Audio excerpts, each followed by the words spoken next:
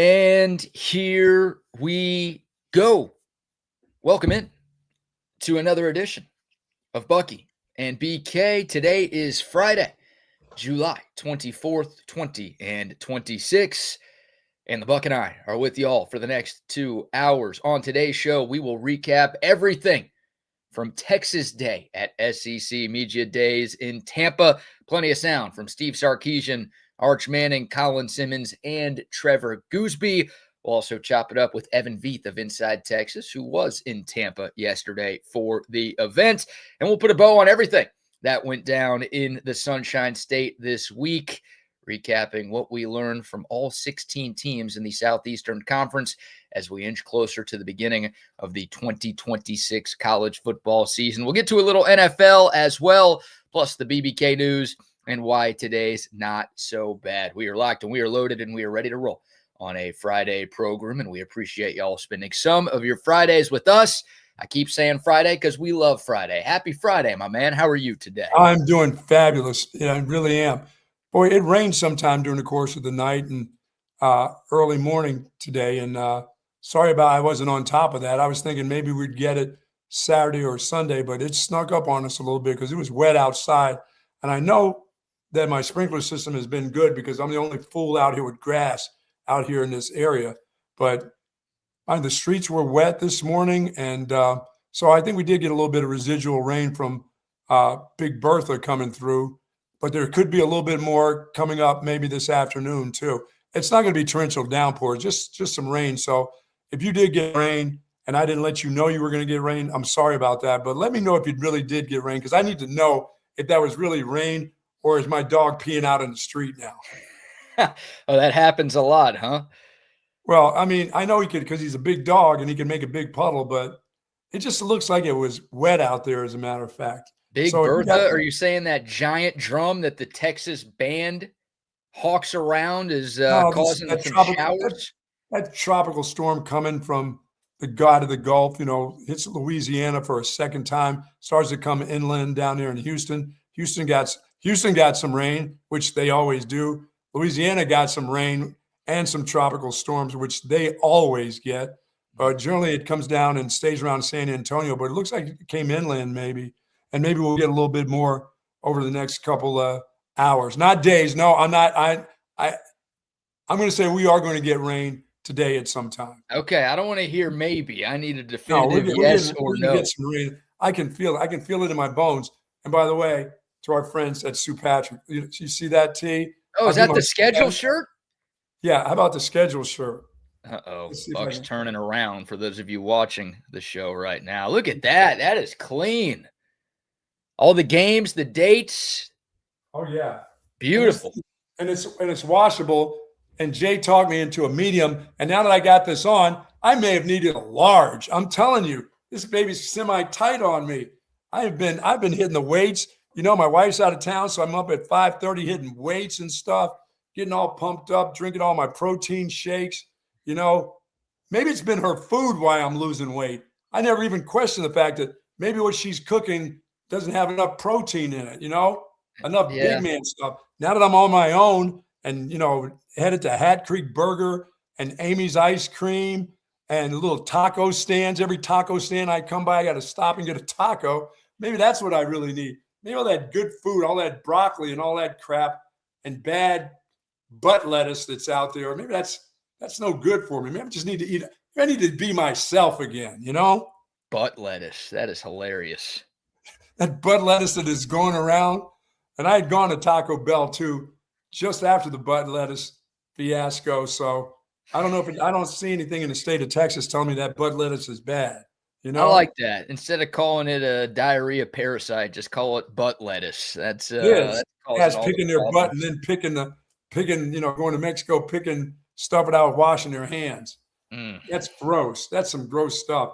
Now I go to HEB and I'm looking around and I'm thinking, all you grape smugglers there have been taking things, the grapes, and then putting them back. I won't do it now. I go home and I wash my stuff now to the point of I'm losing the taste. I'm going through the skin of all of my vegetables now. I'm having to cut it up. to eat the vegetables like a real old person, slicing the apples, not being able to take a bite out of the apples. And it's, oh gosh. And folks, thank you for your prayers. By the way, I went to the dental surgeon yesterday. He said, boy, is your mouth healed up really nicely. He went in there and cut the little stitch stuff. He said, you're healed up pretty good. He said, he gave me a little toothbrush to even do the gums. And I said, Doc, so when are we going to get these implants in? He said, I'll see you late September. We'll start to do some of that stuff. He said, but until then, if it doesn't hurt, you can chaw in that. You can chew. I said, well, yeah, hell yeah. Believe me, I'm going to chew on both sides now. He said, now let's not get carried away with heading to get your steaks and start chewing on the side that have no teeth on it. All right. Now you're really losing me. I'm not sure what you're chewing on and where you're going no teeth, but I don't know if on the one side where you extracted 2 teeth. All right. 1 up top, 2 down below. HIPAA. Okay, HIPAA. All right, butt lettuce is good enough. All right, before we get to some Steve Sarkisian good sounds. Day to the soldiers at Fort Hood, Texas, all the soldiers in the state of Texas, and all the soldiers that fight for us each and every day all over this great world of ours. Thank you so much. We do appreciate you. We appreciate your family sharing you with all of us. Have a wonderful weekend, and do be careful out there. Yes, indeed. You really never know what you're going to get when you tune into the start of this show, and that's why we love doing it, and that's why we love y'all tuning in. So, plenty to get to. Texas Day in Tampa went down yesterday. The Longhorns were the 16th and final team to be represented at SEC Media Days, and Steve Sarkisian joked about it, as have we, saving the best for last. A lot to get into. I thought Steve Sarkisian crushed his press conference in front of the giant press room yesterday. There's a lot of people who stuck around. Usually you get to Thursday afternoon towards the end of that 4-day event and everybody leaves. But Texas, one of the favorites in the SEC. We've talked a lot about the conference's 3-year national title drought. There's a lot of people think that Texas may be the best chance to end the SEC's Old Testament feeling drought that they've had when it comes to the national title game. But I want to start with this, Buck. Either Steve Sarkisian's been listening to this show or he's really smart. Or maybe it's a combination. He would be smart to listen to this show for sure. You're right. Yeah, maybe a combination of both of those things. But this is Sark from yesterday in his opening statement. This is unprompted. Nobody asked him about these things. But he talked about 3 areas on the offensive side of the football that his team needs to improve in 2026. And I'm telling you. Oh, yeah. I'm telling you, I think Sark's been listening. Here's the head coach. We are not a finished product.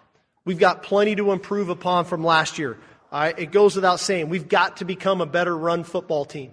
We did not run the ball to the standard and the capabilities of what it is at the University of Texas. Now, we can make that better a variety of ways. Yeah, you got to get better up front as an offensive line group. You got to have capable runners that can do that. You got to provide weapons on the perimeter that people have to deploy to guard against. And you've got to put schemes together that they can operate and do at a high level. I think we've addressed all those areas in the run game. We've got to create more explosive plays. When we're at our best, we're a very explosive offensive football team. We were not that a year ago compared to where we were 2 years ago. The run game is a huge component to that. But we've got to become a more explosive football team, and we've got to minimize the penalties. We've got to fight the urge of playing behind the chains. And I say fight the urge because I think there's an urge to some of the penalties that we get. And so we've got to minimize those penalties. All of that, we're talking about consistency on the offensive side of the ball. And so, to me, you put all those things together, we have a chance to be a very good offensive football team, but we got some areas for improvement come the fall that need to show themselves. I mean, that's awesome. That's good stuff there. And, I know you're trying to give your team an out. Forget that fight the urge. Quit doing the dumb stuff. That's not an urge. That's a disciplined team that you're calling fight the urge. Your team needs to be more disciplined. That's all there is to it. There's no fighting any urge. You're not all excited about the play and getting to the play that you screw up. That's being focused, and that's being disciplined, coach. That's on you. And that whole fighting the urge. That's just an out. That's a little bit of an out for his team by saying fight the urge. That makes you feel like as a fan, oh, they're excited about the play. Well, yeah, they're excited about the play, but it doesn't make it. It doesn't. You don't give a damn if they jump off sides. So that's semi of an excuse. But I'm glad at least he talked about that. Yeah, me too. And he didn't quite explain like what they're doing to Right. clean up the penalties, but the fact that he brought it up again unprompted in his opening statement yesterday tells me that they're doing something to clean up the penalties. Like they realize you and that I was have the to problem. get him. You and I have to get him on our show. We got to get him on. We're part of the Longhorn Station. We need to get him on before the summer's out and talk to him a little bit when he says stuff like fight the urge. What are the things that you're doing, Coach, to fight the urge? Are guys running more? Just give us a little hint of what you're doing. Tell us about officials at practices. We're doing more things in critical situations. We need to talk to him about what are those things. I guarantee you people would love to hear that from him even more. If he brought that up, he doesn't mind talking about what he's doing because he's not just saying it and not doing anything. Right. You know? He's not avoiding it altogether. And Right. Again, 3 things. He brought up 3 things there on what Texas needs to do to improve its offense. And I feel like it's the 3 things that we've talked about the most on this show this offseason. The run game. You and I have both been harping on that. I think every Texas fan has. I don't think that's an us exclusive thing. Explosivity. Texas didn't have that last year. Arch Manning throws a beautiful deep ball. There's so much talent on this team. There was a lot of talent last year. The offense should have been more explosive, but clearly with what Sark brought in from the portal, that was a point of emphasis for him, bringing in more explosive athletes who can make bigger plays, both in the run game and in the passing game and in the penalties. Like I really feel like those are the 3 things that you and I have spent the most time talking about. Our audience might be annoyed with us with how much we've talked about it, but I loved hearing the head coach saying those exact things are kind of what they still need to clean up between now and the start. And even the schemes, BK, even he said the word schemes in the run game, not just, one cut and make a cut and off tackle. And here's where zone reads and stuff like that. He talked about scheming the run. What's going to suit the runners the best, even if it may not suit the line the best, but give our runners more than a one cut, chance. Give them a couple goes. You can go this way or that way. If the guy does this, you can go that way. If the guy does that, you can go the other way. It's nice to hear him talk about scheming the run game too, which means you may not see the same old off tackle run. Here, find something off tackle and go. Make a cut and go. Here's a zone read, go. Maybe there's a counter. Maybe there's some misdirection involved in the run game. Or hell, let's just we'll go on. If we get them to talk, we can get them going for there. Will you use 2 of those great backs that you have in the backfield at the same time? Will they be in the backfield? Are you going to go one back? What are you going to do? Yeah, no, I agree. And look, I thought Sark kind of looked in the mirror.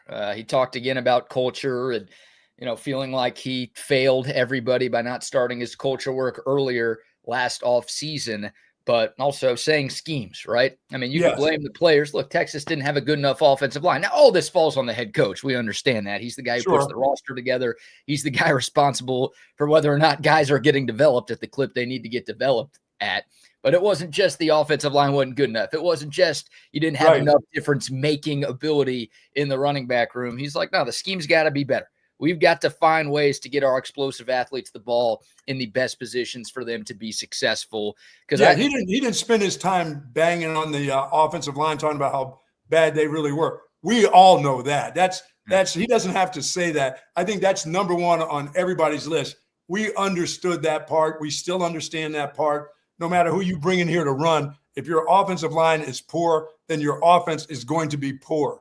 And you better have a pretty good quarterback and some decent runners if your offensive line is bad. I mean, just to survive, just to win 10 games. Yeah, that's it. I mean, that's kind of a miracle that Texas was able to win 10 games last season. And I know Arch Manning took a lot of heat with the way he played last year, especially early on last year. But that guy did not get a lot of help from the big guys blocking for him up front. He was running for his life way too often last season. And if you're able to get him some better protection, obviously, if you're able to get him a much more consistent running game, you feel like that's going to make life a heck of a lot easier for him in his second season as the starting quarterback at Texas. No doubt. I mean, I like when he's giving that out. He's letting everybody know that he didn't think his offense was good enough last year. He didn't, he's not going to spend his time talking about the defense. He's not going to spend his time talking about why he's got a new defensive coordinator. He's going to let you know he's got to keep his part of the bargain up. That's the group that can really change things. He knows that. For sure. Well, here is Steve Sarkisian talking more about the Texas offense. We'll start with Sark's thoughts on Arch Manning. This is a longer cut here, and Steve Sarkisian talking about some of the adversity that Arch Manning faced last year and how that is going to make him a better player here in 2026. Here was Sark's response to that question. Arch Manning a year ago wasn't on social media or on television saying, I'm going to be the first pick of the draft. He wasn't on television saying, I'm going to win the Heisman Trophy. All he did was work really hard. All he did was try to be the best teammate he can be. And then we had some failures as a team. He didn't play to the way of what he was capable of playing. And then those same people that were saying that about him wanted to criticize and demean him almost for letting them down because he didn't live up to what they thought he was going to be. Very interesting concept right there. And I think the way of what he got put through probably would have melted or destroyed 99% of people in his shoes. All he did was stay consistent to true to who he was, which continue to work hard, continue to be a great teammate, try to get better, and he did. And he came out and played the second half of the season at a really high level. We go 7-1. He's got 20 touchdowns, only 2 turnovers. He's a fantastic player at the end of the year. But he didn't go back on social media and say, I told you so. And all he's done this year is continue to work hard again. And so there's always going to be outside opinions of that guy. And that comes with the territory, and he understands that. But I think he learned a lot about himself last year, about dealing with adversity and overcoming. And I think he learned a lot about his teammates and the support that they gave him, and then recognizing the mental and physical toughness that he has to play the position, to be their leader. And I think that he's grown into a great leader for us. And so I'm very proud of Arch for the way he's carried himself, the way he represents the University of Texas. I think right now he's a very dangerous player because he learned a lot from last season, and he's surrounded by some good players. And I think that he's a guy that's poised for a heck of a season. Yeah, and see, now I think the coach can say, I know it makes this guy tick. He can, he felt like he knew him last year. And I said, it looks like he doesn't really know this kid. He's recruited him. He's been around him. He's a nice kid. He's got a great family, all that other stuff. But once again, your coach hadn't watched this kid go through any adversity. That kid hadn't had much adversity in his life, from high school until he got to Texas. Until you become the guy and things not going well for you, now you know what the adversity is. Now your coach can say, now I understand him a little bit more. All the coach understood about him is that guy's had a lot of success. Now, he doesn't go around preaching about his success, but he's had a lot of success. But how does he handle failure when it happens? Now I think the head coach can say, I know this kid pretty well. That whole I knew him last year kind of feeling was like, I don't think you really know him, coach. You know him for his successes, but nobody knew him for his failures, because how many failures does that guy have in his life? Well, it's hard to really know what you have with the player in game if he hasn't played in a lot of games. Right, and he hasn't played in a lot of games. Right, he hadn't had Arch did start a couple of games. Well, he started a couple of games in 2024, and things went really, really well for him. But it's a little bit different when you're the backup guy getting thrown into the fire versus being the guy. I mean, look, when you're the quarterback at the University of Texas, the pressure is always crazy. But obviously, you multiply that times 1,000 when your last name is Manning and you're next of kin in the first family of football. And Steve Sarkisian's right. I mean, Arch Manning wasn't the guy saying, yeah, I'm the best quarterback college football has seen in 20 years. I should be the Heisman favorite. I should be the favorite to be the number 1 overall pick in the draft. Like, that wasn't him bringing all of that attention and expectation to himself. That just comes with the territory. So we're talking about a 20, 21-year-old kid here. Yeah, and none of that will change because that pressure's still right there. Right. Going through pressure that none of us will ever experience in our entire life. And this is a college kid. Like, think about how we were as college kids. So it's a lot that he dealt with. And like you said, it's not going away. He's still got to deal with it. But now, okay, he's shown that he can respond to that adversity. He's shown that he can block out the outside noise and focus on going to work and doing what he needs to do to get better as a football player and as a man. And again, with the way that he responded in the second half of last year, this is a player who had 20 touchdowns to 2 turnovers in the last 8 games of last year. Like, he clearly took his game to another level. And again, we keep talking about it. There were still problems with the offensive line. Yeah, it got better. There were still problems with receivers. Yeah, it got better. There were still problems with the running game. Yeah, it got a little better, but it's nowhere close to what it should be this year. Right. So, yeah, I think Arch is better for what happened last year. Of course, we would have preferred him to be amazing, and go 12-0 and make the college football playoff, but he's been through that adversity. I think he's tougher, and I don't think there's a moment that's going to be too big for him this year, where clearly there were moments early in last season that were too big for him. I don't think you're gonna have to worry about that. And how about Sark saying he's a dangerous football player? Yeah, there you go. I liked hearing that. I know it's a head coach. He's always going to back his players, but I agree. Dangerous football player who's poised for a heck of a season. Those were Sark's words, and I tend to echo that same sentiment, Buck. Well, I would agree. I think that's the exact words you can put on that guy. That guy's a dangerous thrower, runner. He's a dangerous thinker. He understands the offense now. He's a danger to the defense, that's for sure. Their goal on the other side of the ball, whoever they play against, is going to be to make sure that guy doesn't get loose. You know how we talk about, we talked about the quarterback from, A&M yesterday about when does he start to perform in the big games? When does that guy get loose? He got loose in a couple games last year. LSU he looked like a tremendous quarterback, but then he started to just kind of veer away from all that stuff. This guy looks like he's poised to be dangerous every time he steps on the field. So this is something that the defenses will have to stay in tune to for 4 quarters. They can't, as long as that guy's on the field, you can't rest because he can take off and do the things that other quarterbacks can't do. And then he can get the ball down the field to some unbelievable receivers right now. Oh, man, he's a supreme athlete, and we know what he can do with his legs. His arm talent is ridiculous. His pocket presence, I think that might be my favorite attribute that Arch Manning brings to the table. He always looks kind of comfortable back there, and the way he's able to just elude defenders and find enough space in what was a very muddy pocket way too often last year. That's something that I think is going to pay dividends, not only at Texas, but in the pros when he gets there too. I think for those that have watched Vince Young play, who to me was the greatest college football player I've ever seen in my life, just the best of all best. That includes Ricky and Tony Dorsett and being around Doug Flutie and people like that. I mean, this guy has some capabilities that can make your defense fear the way people feared Vince. What is he going to do? Is he going to kill me with his arms? Is he going to do I have to be so disciplined that I better be in the correct lane when it comes to the run game? Is this guy going to take off and leave the pocket, in these crucial situations when he knows they're crucial? Is he going to take control of a game and just screw you up? So your defense is under a lot of pressure playing against Arch Manning.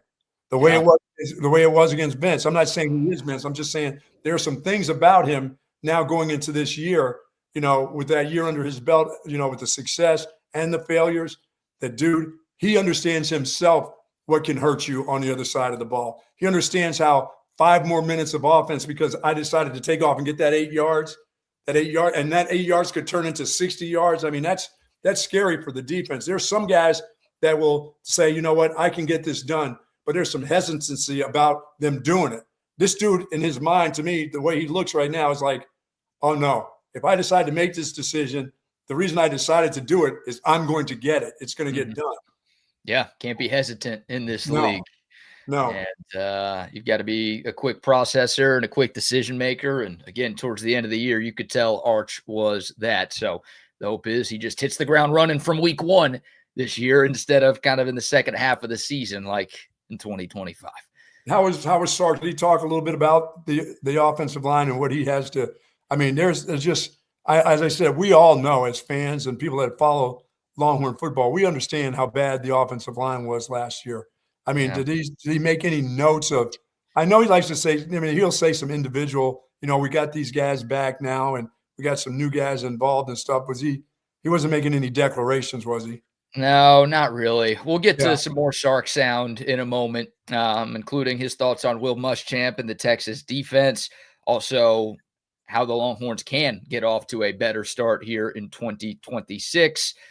Plenty more to get to from the head coach. But before we continue our Texas Media Days conversation, how about our first round of sponsor shout-outs? We started out by saying hello to the folks over at St. Patrick. I was there yesterday.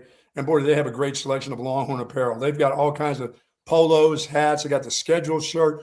And when I went back to say hello to Sue, right beside her was all these unbelievable pairs of shoes, Longhorn kicks that they had there, sneakers. They were good looking. They've got a bunch of those available for you for the summertime. Hey, back to school.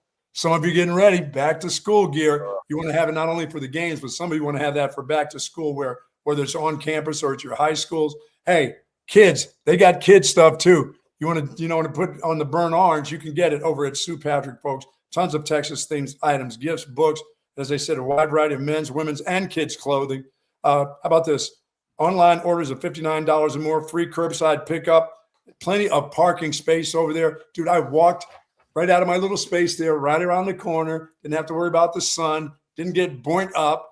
And boy, they got luggage there too. So there's some people still traveling. They got the luggage there available for you. And 50 years of service. The Jellycats Center is all filled up and ready to go for you. SuePatrick.com is where you go to find out more information, folks. Yes, indeed. Love our great friends at Sue Patrick. Both of us rocking Sue Patrick lids. You've got the Sue Patrick schedule shirt. We're representing today. Shout out to our friends at McCall Custom Homes as well. Yes, sir. Mike McCall, great dude, big-time Longhorn fan, big-time listener of the show, and a great guy who runs a great company. If you're looking to build your dream home, reach out to Mike and his team at McCall Custom Homes. If you're looking to majorly renovate your current place, reach out to McCall Custom Homes. These guys are the best in the business, and they've been in business for a long time. It's a father-son team with more than 4 decades of experience here in Central Texas. This is what they do. This is what they have always done. Don't just take our word for it, even though we call them for our places. They're A+ rated by the BBB. Tons of 5-star reviews online. Top quality, fully licensed, fully insured. It's affordable prices. They've got everything that you are looking for. Don't put this off any longer. If you're looking for your dream home or to turn your current place into your dream home, reach out to McCall Custom Homes. McCall Custom Homes, ATX.com is their website, or you can call or text Mike McCall directly at 512-633-9580. It's McCall Custom Homes. We build value into your home. My good friends over at Texas Orthopedics, I got one of my guys, one of my buddies, pickleball king, the pickleball champ of the neighborhood. He and his wife, he's diving and doing things, and now he's going to have a little surgery, but he's going to contact our friends, of course, at Texas Orthopedics. They deal with spinal care, sports medicine, rehabilitation. Now, he can have this rehab, but it looks like he's going to have a little scope and get some meniscus problems fixed up. And he's going to do that at our friends at Texas Orthopedics. Their doctors are dedicated orthopedic surgeons there. Their goal is to get you right back into good health and the great quality of life that you deserve. And back on the pickleball court, you fools. Get there as quick as possible. Texas Orthopedics is the largest independent orthopedic practice in Central Texas. For more information, please go to txortho.com. And be careful, please. Back to pickleball, fools. Back to pickleball. Yes, I don't, hey, I haven't heard anything on the golf course, but I know if I hit the pickleball course, Wags, something's going to happen to me. Something really bad will happen. Oh, you're lucky if you only suffer the Wags injury if you try to play pickleball. Oh, that would be a head injury for me because I wouldn't be able to, I don't have that kind of padding that Wags has on his shoulder and backside there. My head would bounce off of that pickleball court. And then my phone would go off, my wristwatch would go off, my Apple Watch would go off, and EMS would be coming to the scene right there at the pickleball courts for all the folks to see me laid out like that. You wouldn't get up if you had a fall like this. No. I would have to shimmy myself over to the net and grab a hold of the net to pull myself up for sure. Oh, goodness gracious. Shout out to Wags. Also, shout out to centextickets.com. What are we, 44 days away? 43 days away from the start of the Texas football season. You're looking for your Longhorn football tickets. Only one place you need to look. That is centextickets.com.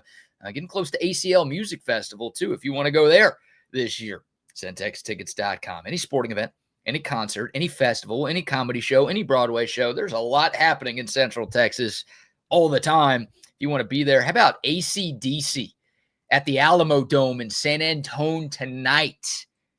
Yes, sir. My guy Chris at ATX Indoor Golf Club will be at that show. If you want to be at that show, centextickets.com. They got you covered. Use the promo code CENTEX10 at checkout. You're going to get 10% off of any ticket purchase, whether you're buying 1 or 4 or 10. It does not matter. Shout out to our great friends at centextickets.com. Now you're talking.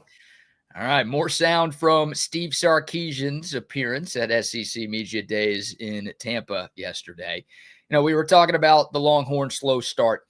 Texas beginning the 2025 season at 3-2. But those 3 wins came against, G5 cupcake non-conference opponents. Texas started the year 0-2 against the Power 4. Obviously, that loss to Ohio State in week 1, and then the Longhorns dropping their SEC opener in embarrassing fashion at Florida. Sorry to bring that up on a Friday. But here was Sark. He was asked yesterday about getting off to a better start and how your team can get off to a better start here in 2026. Well, I think we've got to keep practice as competitive as possible.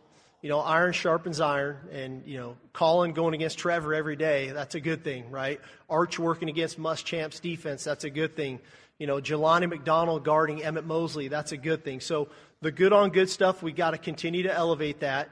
I think secondly is trusting the process and trusting who we are as a team when we get to those games. And so, we're fortunate. Hey, our first game's not at Ohio State. Our first game's back at DKR, so with a young team, that was a tough task. I think anybody who's been to the Swamp at Florida would tell you that's a tough place to play. We needed to be better in those moments than we were, but there's a lot of teams that went to those 2 stadiums over the last few years and probably didn't come out on top. And so, but we've got to relish in our ability to play on the road. Because we are playing at Kyle Field. We are playing at Death Valley. We are going to Tennessee. We are going to Missouri. Like, those are tough places to play. And in our conference, there are no easy places on the road. And so we've got to be better in those hostile environments of execution, of minimizing the self-inflicted wounds, and then having the ability to finish in the fourth quarter. Yeah, he sounds a little bit more like Kirby with, they got to be tough on both sides of the ball, both offensive line, defensive line. And they got to practice hard. And they got to practice against each other hard too. There's Kirby, you don't get those days off there where, all of a sudden Kirby says to the offense, you guys need to look a little bit better today. I'm going to take my 3. I want to tell the defensive coordinator to put the 3s out there a little bit more and rest some of the guys. Kirby's like, his first string guys are going against your first string guys. And that's just the way practice is. Like I said, they better figure that out when it comes to playoff time, what they're going to do and how they practice that way. When it comes to playing in the SEC or playing your regular season schedule, you got to win them all, Yeah. Well, so you got to practice hard. Yeah, this roster is one of the most talented rosters in college. And depth-wise, they've got enough players. They've got plenty of depth, too. So, look, Texas obviously has a brutal schedule, and they're going to play some really good and really talented teams this year. But there's not going to be a major jump up in talent level between what Texas sees in practice compared to what they will see on any Saturday. Now, Ohio State's roster, just as talented. LSU's got a lot of talent. Oklahoma's got some talent. Ole Miss, again, it's a very, very difficult slate, but it's not like you're going from this in practice to, oh my God, we don't have anything like this. Right. It's truly iron sharpens iron, and there shouldn't be a team that they go up against that is too much for them to overcome. Doesn't mean they're going to win every game, but they're going to be tested in practice, and that I think is going to pay major dividends when we get to actual Saturdays against other teams. Yeah, I don't think that there's going to be that drop off where your team is way overconfident that it's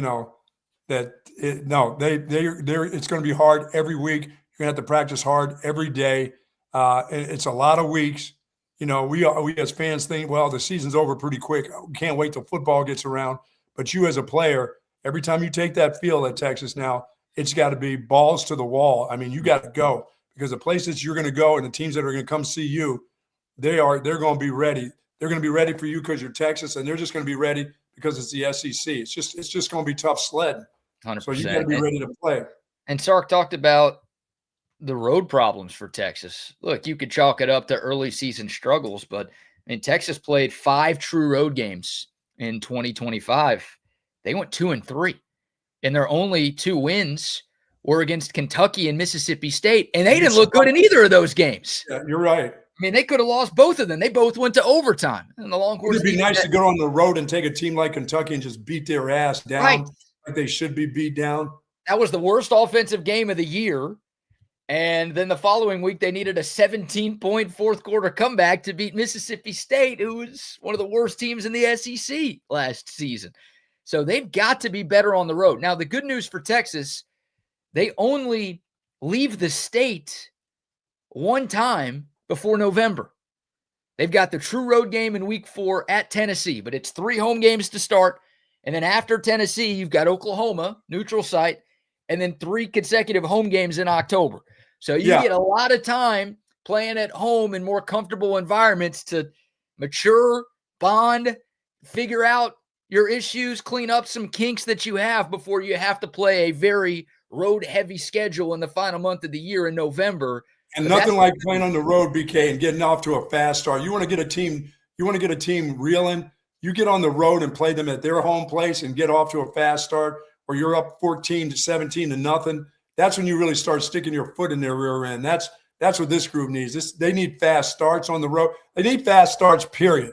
Yeah. I don't care if it's against Texas State, South Carolina. They need fast starts, period. But on the road, they need to be the aggressor on the road and get off and put people down early and keep them down late. So they didn't have that. Like the Ohio State game, I mean, they didn't play well at all, but they never led in Columbus.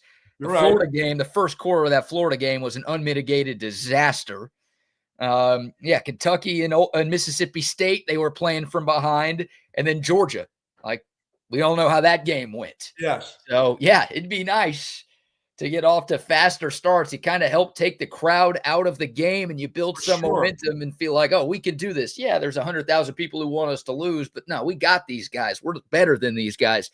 Texas didn't have that in any of their road games a year ago. This is as announcers talk about, oh, they're just filling each other out. This is not – you can't go to Death Valley. You can't go to LSU, Baton Rouge, and start playing 4 series of filling guys out. You know what I'm saying? You got to get going. You got to come off the bus ready to go. Ready to go. I agree. And again, their first test, it's good that they have 3 games at home. Now, one of them is against maybe the preseason #1 team in America. So that's fine. Won't all be easy games at home, but you get to play in the friendly confines of DKR TMS. And that's hopefully a great way to start the season and, again, figure out any issues that you might have. I love Sark. When he brought up a lot of teams go to Florida and struggle because that's a tough place. Florida's lost a lot of home games in recent years. I was getting ready to say to you, I said, I don't want to make that a downer, but, dude, there's a lot of teams that go in there and just whip their ass. I know. You could say that about Georgia. Georgia doesn't lose anywhere, really, to anybody in this league. But, Florida lost to South Florida at home last year, Coach. Yeah. Like, I don't really want to. That's not a place that scares anybody anymore. No, I don't really want. At some point, it will be again, and I know that place is loud, but that excuse works for playing at Georgia and at the Shoe. I don't know if it gets that way when you're fumbling and bumbling around the place. That's for sure. Yeah. Texas was its own worst enemy at times in the Swamp. That game was just brutal to watch, and it still hurts almost a full season later. All right, more sound from Steve Sarkisian. Let's flip things over to the defensive side of the ball. And this is back to Sark's opening statement. We played the cut earlier in the show, or Steve Sarkisian talked about areas his team needs to improve on offense. Here's Steve Sarkisian talking about Will Muschamp and what he's gotten from Coach Boom so far, but also areas where Steve Sarkisian is hoping to improve on the defensive side of the football. Defensively, obviously we've hired Will Muschamp to be our defensive coordinator. Has been a great addition. It was everything I thought this hire could be. Will and I philosophically are very similar. We believe in a style of defense that is in your face, that is tough, that is hard-nosed, and we believe in coaching hard. But yet we believe in having a relationship and rapport with the players on the team, and Will does that, and it's been great having him. Now, where do we need to improve defensively? We've got to create more havoc. We need to create more negative plays, right? And we should have the capability to get that done. We've got to minimize the explosives, right? And so, making sure, especially in the pass defense, that we minimize those explosive plays. And then we've got to be even better on third down, and most notably, we got to be better in the red area, especially on third down. And so some areas of improvement for us there. Yeah, I think with the pressure that he's talking about and creating havoc, and he means havoc when there's an exchange from the quarterback to the running back. He wants guys he would like to see a ball carrier that's nervous running up in there. He wants to see more guys tiptoeing through the line of scrimmage than getting 3 and 4 yards on a carry. That's what he wants to see, guys a little nervous about running through his defense and getting turnovers and not just making tackles but strip tackles. Yeah, he wants to see more negative plays. Look, Texas was Yes. really good in the takeaway department. They were plus 14 in the turnover Yes. margin statistic last year, just far and away the best in the 5-year Steve Sarkisian era. So I'm curious if they'll be able to replicate that again this season. But yeah, more plays in the backfield, creating more havoc, forcing quarterbacks into bad decisions. Obviously, forcing fumbles from opposing running backs and pass catchers. There are things that Texas can improve there. And with Will Muschamp's aggressive style, look, it's just a different style of defense, right? You're going from a bend, don't break guy, and PK was great at that. And this Texas defense was great more often than not while he was in Austin. But you're going from that to no, we're going to bring it to you.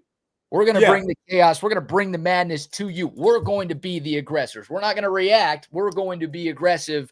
And that's clearly what Sark was looking for. And he just said that again yesterday. You've got a great mix of young quarterbacks in the conference that you're going to play against and some veteran quarterbacks. And they all have to be nervous. And the younger ones, you really need to make nervous.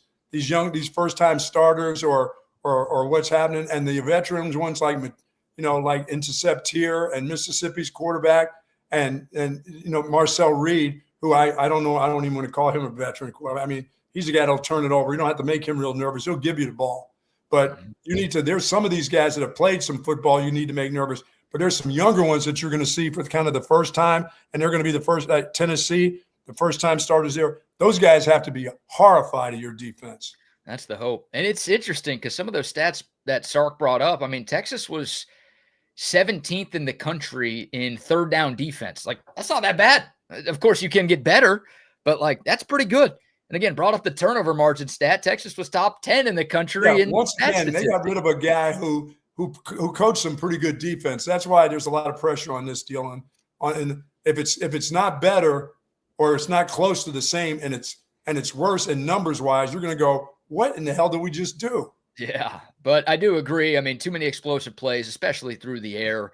The fourth quarter of the Vanderbilt game, I know Texas won that, but that comes to mind. The Mississippi State game comes to mind. The Florida game comes to mind. I mean, it's some wins, but it's also some losses where it's just too big a chunk plays through the air that absolutely need to get corralled. But you're right. It's a big risk. We've talked about it a lot. Big risk that Sark made making the move from Will Muschamp. But here's where it needs to help. Again, the defense needs to be playing at that level, hopefully better than it was last year, but it needs to be at the 23-24 level, and it was one of the best in the country.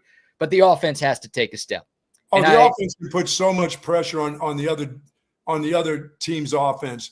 That you start pressing because you can't keep up with this offense, BK, and you start pressing against Will Muschamp's defense. You may have some. That's where your problems can come in. You're the one that's just kind of panicky by trying to keep up with the scoring of this offense. If this offense can score, I just said, go up to 35, 38 points a game, and you've got to try to keep up with them, boy, that can force you into a lot of mistakes. Yeah, and Sark didn't say it explicitly yesterday. Now he has in months past, but you could just tell he's like, I get to focus on my offense more. Yes. I trust Will Muschamp. We're aligned with the way that we think. He knows what I want to do, but I brought him in because he already knew what I wanted to do. And our philosophies are perfectly aligned, so we're good on that. I can now focus on my offense and getting our run game turned around and being more explosive and cleaning up the penalties, the things that he talked about in the cut we played earlier on. Like, that's another part of the benefit of having Coach Boom, at least we hope. Yes. But I loved hearing that, Sark said, everything I thought this hire could be. That was the exact quote. Even though Sark and Muschamp had a previous relationship, and look, Steve Sarkisian almost hired Will Muschamp when he first got the Texas job back in 2020, 2021. Right. He's known him for a long time. He's known about him for a long time. And Will Muschamp's track record as a defensive coordinator in the SEC obviously speaks for itself. So, but the fact that you never really know until you're working with the guy exactly how it's going to work.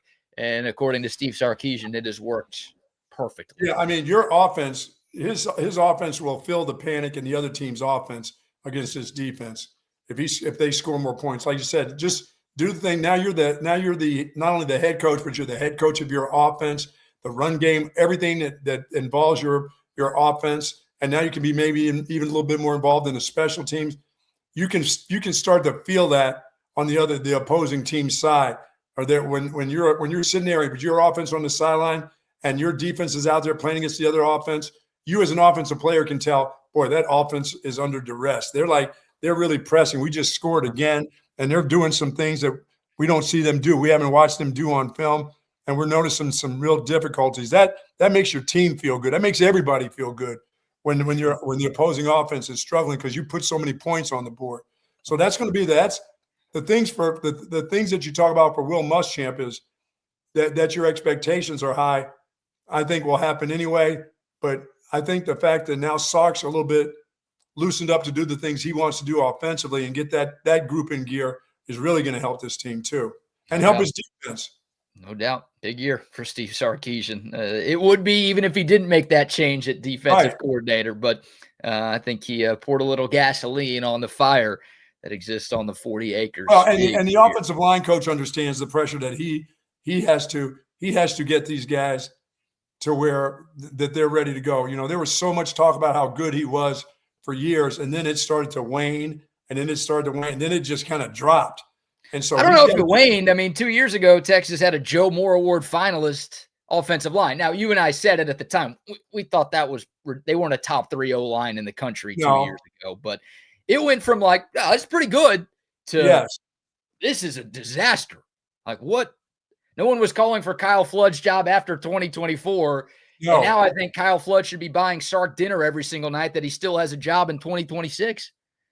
Yeah, his coaching, he will have to pick up the pace, and his coaching and his players will have to pick up the pace. So that's what it is when you're all in. That's for sure. It is indeed. Maybe the biggest noteworthy thing or the most noteworthy thing that Steve Sarkisian told us yesterday at his press conference was the fact that John Meredith III, a 5-star cornerback and Texas commit, is reclassifying from 2027 to 2026, meaning he will join the Texas football team this year.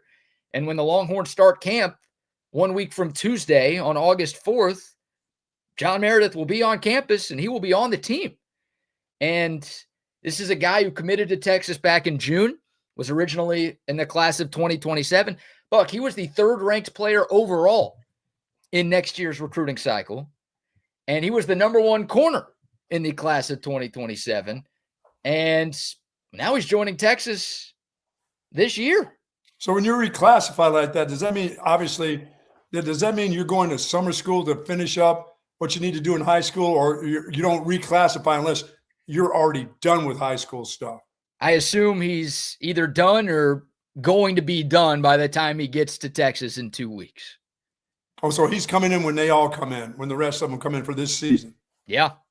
That's interesting. And maybe the biggest reason why this is happening is John Meredith III tried to transfer high schools this offseason, and the UIL's trying to crack down on people transferring. Like, if you don't have a legitimate non-football reason to be switching schools, then you can't switch schools. You can't go from small school to Westlake or Lake Travis. And in Meredith's case, it was North Crowley, who's become one of the best 6A programs in the state. You can't just go there to play football to help their team be better. So the UIL said, nah, we're not letting you play. You're ineligible for this year. Meredith appealed the decision. His appeal was denied. So he couldn't play. He wasn't going to be allowed to play high school football in the state of Texas this year. I see. So it was either sit out a season or start your college career a season early. And he went with door number 2. So he couldn't even play for the old school that he was at? No. What was the reasoning again that he couldn't go back when he decided to try to go to the other school? Did they move already and make a move to a different area or something? Well, he was, I don't think he moved homes or anything. I mean, he was playing at Euless Trinity up in the Metroplex, and he was trying to play at Crowley in Fort Worth. So it was right down the road. Yeah. Just a different school. And again, the UIL doesn't want like the high school transfer situation to become as rampant as the college football transfer situation. Yeah, I understand that. I didn't know if it was a deal. Mom got a better job, a better situation somewhere else, but obviously he had enough credits to do it, or close to enough to be able to do that. Yeah, and he can help. He's a student athlete, you know.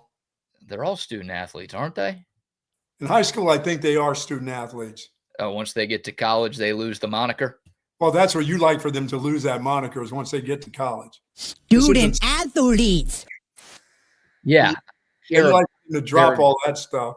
I don't really care about their classes. I don't care about their GPAs. Like, I'm glad they're going to class, I guess. I'm glad they're getting college degrees. That's going to help them in the long run, but we don't cover Texas academics. We cover Texas football. Now you're talking. There you go. That's what we're all about. And we know you got to go to class in high school in order to get to that area. So we would like for you to be the student athlete while you're in high school. Yeah, just do enough once you get to college, you're on your own. Just do enough to get admitted into the University of Texas. You're good for me.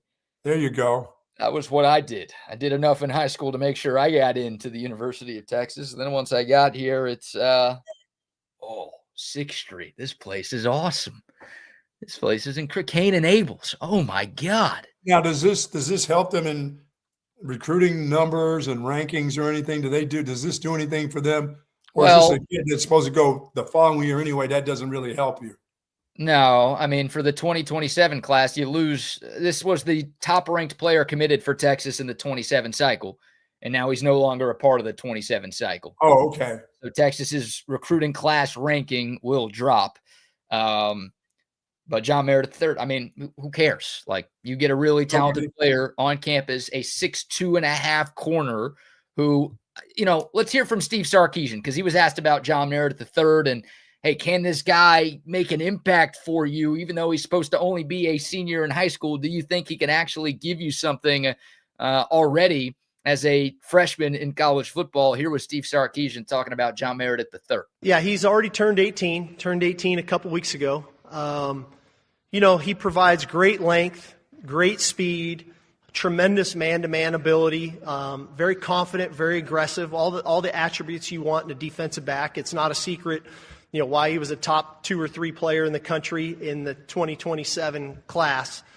So for us to get him now, we'll see how far we can take him. Like I told his mom, Coach Muschamp, Coach Orfe, we don't have an expectation on him of a timetable. We're going to coach him. We're going to develop him. When he's ready, I think he'll be good enough to play. How long that takes to get him ready, that's going to be the race. That's the challenge. Week 1, week 4, week 8, I don't know. I do know he's got the right competitive spirit. I do know he's got the skill set and the ability to be a good player for us. How long it takes, we'll find out. Yeah, I mean, you have him. He's in your fold now. So you just got him a year earlier. You can help develop him, even if you're talking about for the following year. You need all the depth you can get. And you have a kid that's one of the top players in the country for the following year. He's just with you a year earlier. Nothing wrong with that. And he's 18 years old. All right.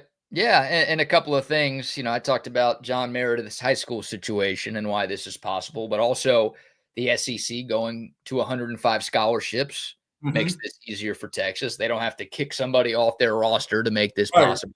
And the 5-for-5 eligibility model. Now, I don't think John Meredith III is going to need all 5 years of his eligibility. We're talking about a projected Sunday player. He could be 3 and done at Texas, but you don't have to worry about red shirts. You don't have to worry about burning red shirts. You don't have to worry about any of that kind of stuff anymore. So all of the changes in college football, there are some that are bad. There are some that we disagree with, but those two things make a lot of sense, and they help make this an easy decision for Texas to say yes to. Yeah, and if that kid's ready in week 6, so be it. Yeah, and look, I think Texas is fine at cornerback, but I think that's one of the least deep positions on the team. Right. Now, again, we're talking about a guy who should be a senior in high school. I'm not saying Texas should rely on him, and they don't have to rely on him. That's the good news. But at worst, he gives you some depth this season. Oh, hey, if he's good enough, he's old enough. As you always say, Coach Diddy. They called you back in the day, I think. But yeah, like he gets, I no disrespect to Euless Trinity or North Crowley, but like I trust the Texas coach. I trust Will Muschamp and Mark Orfe and Blake Gideon more than I trust high school coaches. So like this guy gets to be around great college corners. He gets to learn from experienced dudes who have already done it at this level. But so also you trust the Rutgers guy. Did I hear you just say you have trust in the Rutgers guy? I have trust in the Rutgers guy. Well, he was the lead recruiter on John Meredith, so he got him to campus, so we'll take that. Right. But I do have trust in the Rutgers guy. And And yeah, I think, again, it's going to help expedite his development. He provides some depth at an area on this team that doesn't have a ton of it. And you get a really talented player on campus early. Nothing wrong with that. You know, Rutgers used to be the Indiana of the Big East back in the day. So you're saying Rutgers is going to win it all? No. I am not saying that. Folks, that is not what I'm going to say. Are you sure? You just said they're the Indiana. Listen, I may live, another day, another hour, or whatever, but I know this. As long as I'm on this earth, that's not happening. That's not going to happen. That will be truly a miracle if Rutgers were to win a national championship. And that's what people need to understand. That's how bad Indiana used to be, y'all. If you've ever followed Rutgers football, Rutgers had a better chance of being a national champs than the University of Indiana. But it ain't going to ever happen at Rutgers. One miracle has already happened. It's not happening. It's Piscataway or whatever that place is. No faith in Greg Schiano? No. Okay. Indiana. He's still mad. He never got the Penn State gig. He's mad. He's mad that Matt Campbell's the head coach there. Indiana was the losingest program in the history of college football. Gosh. And they just won a national title. Don't forget, Greg Schiano 1 year at Rutgers won 11 games in his first stint there. And then from that point on, all he's been trying to do is to get to Penn State. And all he's been trying to do is get any other job he could. Yeah, he left once because thank God someone's offering me another job. I get to leave Rutgers. And then when no one else offered him any other jobs, he had to go back to Rutgers. And he's been wanting that Penn State. Penn State continues to reject him every time he does okay. Well, once he wins a natty in Piscataway, then I'm sure Penn State will be calling for him. You and I won't be talking at that time, believe me. You just said it was going to happen, so I'm putting you to the fire on that. There may never be a time where they get to 11 again. No, they probably won't get to 11. No. Now they're in the Big Ten. Now they're in the Big Ten, and they are scraping up the bottom of the barrel in the Big Ten. Because, at the Big Ten, it just means a whole lot more right now. Not really. Nothing means more than the SEC. There you go. Never has, never will. All right, we'll talk to Evan Veith of Inside Texas. He was there in Tampa yesterday, so we'll get his thoughts and perspective on what he learned from the Texas Longhorns at SEC Media Days. But before we dive back into the Texas football chatter, how about another quick round of sponsor shout-outs? Folks, over my shoulder there, Arch is now gone, but my chair is still right here. And now I'm not feeling as nervous because I'm in my great Relax the Bag chair. My back feels good. I don't have anybody looking over my shoulder any longer. And folks, you can too. They have everything that you're looking for when it comes to making you feel good. Your shoulders, your lumbar area, your thoracic area. And then they have all the accessories that'll fit you too. Zero gravity recliners, Tempur-Pedic mattress sets, of course, Tempur-Pedic pillows, human scale office chairs, desks, and all the accessories that will make your body feel good. And do not wait before you start going to Relax the Bag. Don't wait to get back pain and then say, let me run over to Relax the Bag and find a chair that's going to help my back pain. Let's not get back pain or let's not get shoulder pain. Let's head to Relax the Bag first and get one of those zero gravity recliners that make yourself feel fantastic. As I said, they've got wonderful locations, 2 great locations. One is in the Hill Country Galleria. That's right across the street from Whole Foods. And one in North Austin at the Gateway Shopping Center, right across the street from the Container Store. Live pain-free like the Buck at Relax the Bag. Yeah, I still can't believe you got rid of that Arch Manning cutout, dude. Yeah, it's got a new home. It's got a nice home. You'll see it. You'll see it. You'll eventually see it. Its home is where people really care for him, where people can love him, where he's not staring me down, when my wife's not at home and I'm having lonely nights on the couch over there. Arch Manning is staring at me. Oh, he's giving you those bedroom eyes, huh? He's just giving me eyes like, hey, why do you have ice cream up here in the room? What are you doing eating ice cream up here? What are you doing with the Coca-Cola up here? I'm going to tell. I had to get rid of that dude. That dude was going to squeal on me, man. Oh, my God. Quick shout out to AV Consultations as well. There's no better combination in life than Relax the Back and AV Consultations. Oh, right? yeah. Get you a comfortable chair and then make the call to AV Consultations to upgrade your home TV setup. 43 days away from the start of Texas football season. We're 36 days away from week 0 of the college football season. Means you're running out of time to make the call to AV Consultations to get the home TV setup that you've always wanted. Stop spending all your time and money driving around to sports bars, driving around to friends' places. God forbid you got to watch a game with your in-laws because they've got a better TV than you. Gross. Don't let that be you. Call AV Consultations. Upgrade your home TV setup. 512-255-8678. Big screens, home theater rooms, patio setups. They do surround sound speakers, whole home lighting. They can even put surveillance systems in your home. Anything technology related, they can tackle it. That's why they've been in business since 1988. 512-255-8678. Find out more info online at avconsultations.com. Love AV Consultations. All right. See him in the waiting room. Joining us now, fresh off of a flight home from beautiful Tampa, Florida. Are we calling it beautiful? And they got Florida man and Florida woman there, so I don't know if it's really beautiful. But one of our favorites, Evan Veith of Inside Texas, InsideTexas.com and the Inside Texas Football YouTube channel, joining us here on a Friday edition of Bucky and BK. Evan, how we doing today, my man? Good. It looks like I just came off the flight in Florida with my hair going crazy today. I was trying to fix it, but here we are. You're just being you. Just be natural, man. Just letting it flow. That Florida man vibe, just hanging out. Florida man vibe. You look like Florida man at a lineup. Yeah, right. The prison cell behind me, my not yet updated room that I've been moved into for a month, technically. Oh, that is great. Well, your biggest takeaway, Evan, and I mean, there's a lot we can unpack. Yeah. And I know you got a question in for Steve Sarkisian, and I know you got the chance to hear from Arch Manning and Colin Simmons and Trevor Gooseby, but just giving you the floor, was there a big takeaway, something you learned, something you were really excited to hear from Texas Day out in Tampa?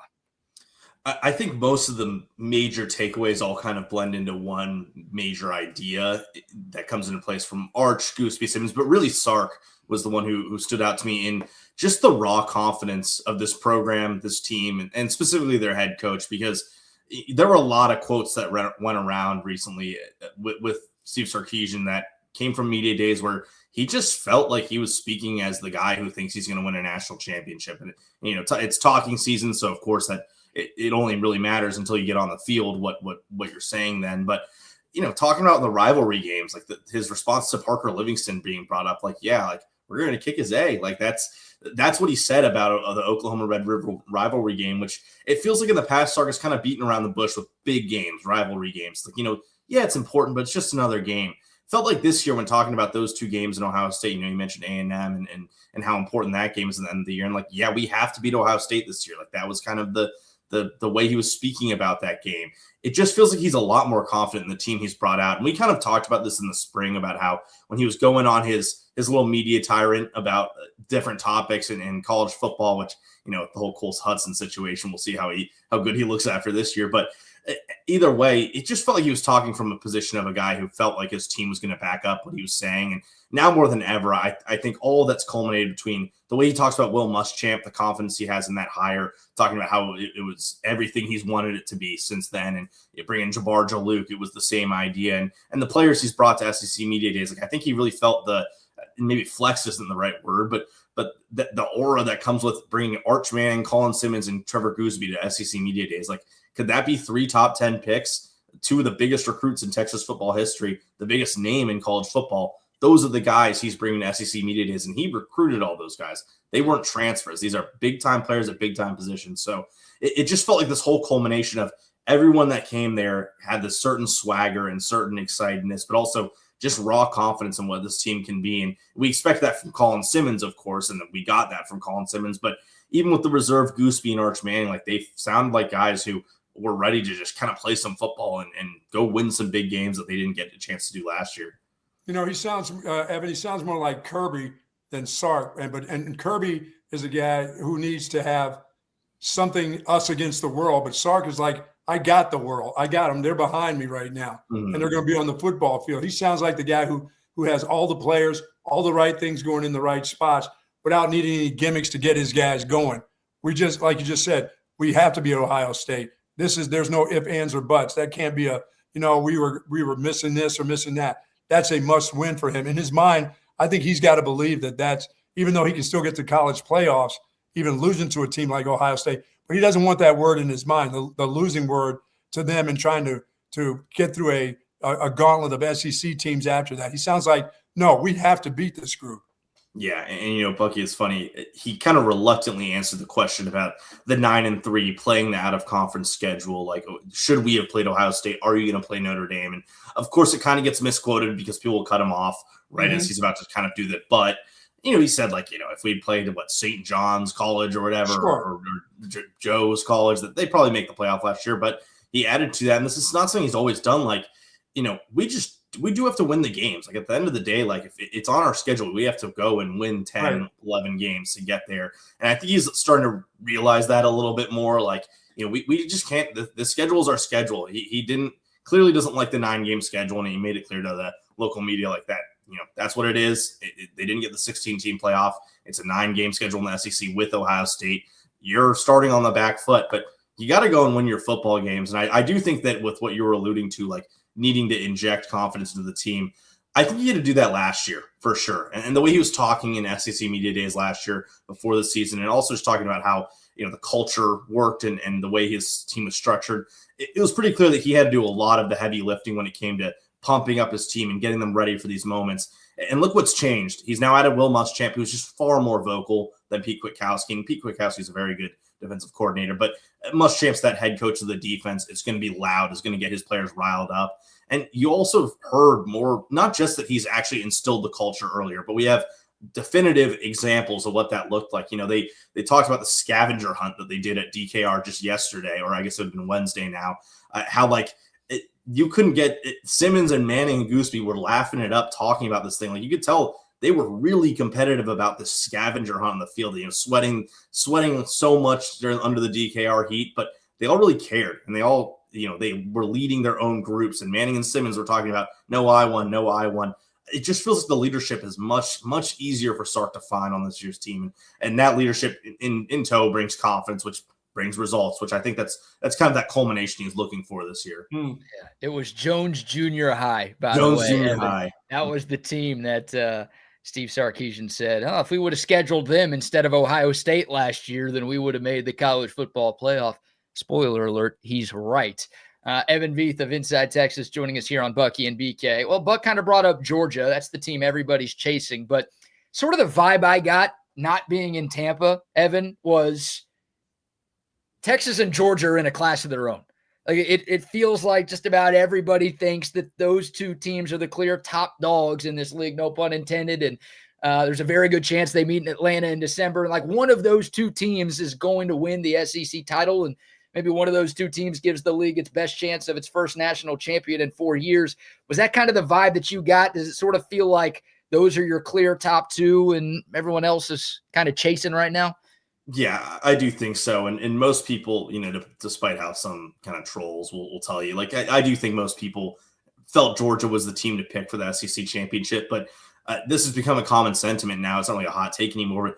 Georgia feels like maybe the SEC favorite, especially given their schedule. But Texas feels like the team that has the legs to go and get the SEC that championship when it comes around to the actual college football playoff and going to win a full-on title. So it's just hard to pick any other teams, right? Like, LSU is probably I believe I had them as my number 3 team, but that's a whole new coaching staff, whole new roster, quarterback dealing with some injury issues, just a lot of new there. And Ole Miss was really good these past 2 years, but now it's different. And Alabama, it's not the same. It's far from the Saban Alabama teams that we were used to from 4 years ago. And they have a new starting quarterback. Or do you trust A&M and Oklahoma to be a true title contender? I don't think so. I think there's a really good tier 2 of the SEC this year that maybe wasn't as potent last year. Like, the tier 1 kind of all jumbled together because Georgia wasn't all that dominant and Ole Miss was kind of right there, even with a weaker schedule. But I do think there's a lot of good teams behind Texas and Georgia. But yeah, like, this Texas built this roster to be the number 1 roster in the SEC. And you can hear the way Sark talked about it. Like, our expectations inside of our building are higher than, frankly, what's been said at SEC Media Days or around, which means that he thinks he's the favorite to go in the SEC. So if that's how they're thinking, and with what Georgia always is, which is pretty much every single SEC title, it's hard to pick against that being the title game. And then, can Sark get over that hump? I think he joked, like, you got to be the best to beat, you have to beat the best to be the best. Yeah. They will probably play Georgia at some point this year, right? It just kind of feels like destiny if Texas wants to win a title.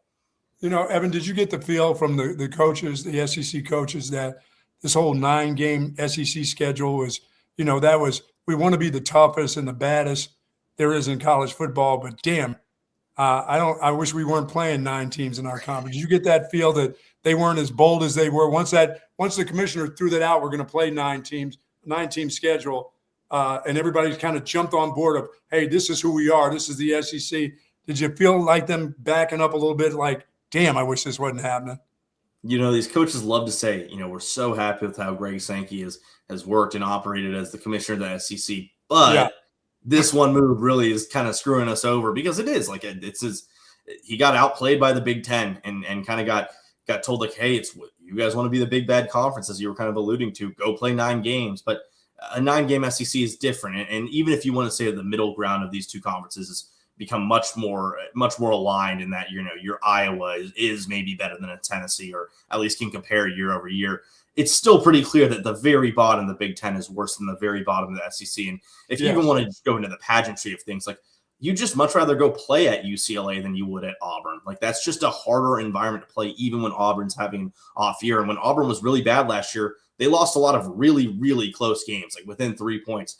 A few flips of the coin, and they're an 8-win team somehow, and Hugh Freeze still has a job. But it's just not the move that the SEC needed to make. Like, their leverage was always, we have the money, and that's starting to dwindle down. That, now that teams can all pay players, to be frank, like, that Big Ten has gotten out ahead. But still, the SEC is the one that has 12 or 13 teams that are really investing a high amount of money into college football. Mm-hmm.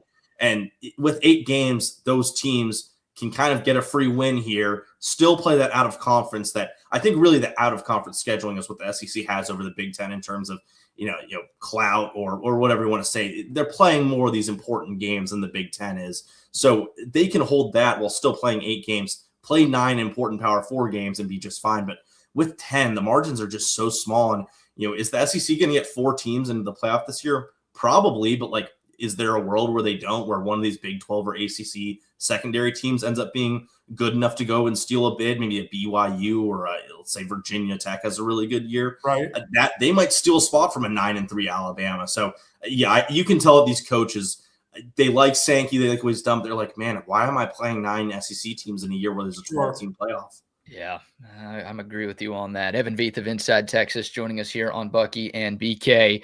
Evan, you put out a piece on Inside Texas this morning talking about Arch Manning. Would love to get your thoughts, kind of what you learned from Arch at his breakout session, your thoughts on the things Steve Sarkisian had to say about Arch, and I guess just kind of your overall feel for Arch Manning going into his 2nd season as the Longhorns starting quarterback. Yeah, kind of the thesis of this article was, the spotlight's always going to be there for Arch Manning, and it has always been there. But it felt like he was a little better equipped to face it this year. And he didn't do media days, or he did do media days last year, but he didn't, he wasn't quite the same player that he was. It was more a theory of who Arch Manning was. And so there was confidence last year, because of course you're going to be confident going into your first year starting. But as the actual media caught up to him during the season, a lot of that confidence was lost. And you could just tell that he dreaded facing the media after every game. And whether it was a poor win against San Jose State, or it was a loss against Florida, or Ohio State, he just wanted to run away. Like that last thing he wanted to do was talk to people. And it felt like, the crowds were not smaller, right? Like, I don't know if you saw the picture I posted, but he had a giant crowd around him at SEC Media Days. And Colin Simmons had a respectable one, but like Trevor Gooseby might be the best left tackle in the conference. And all the people who might be over there with him were all with Arch Manning.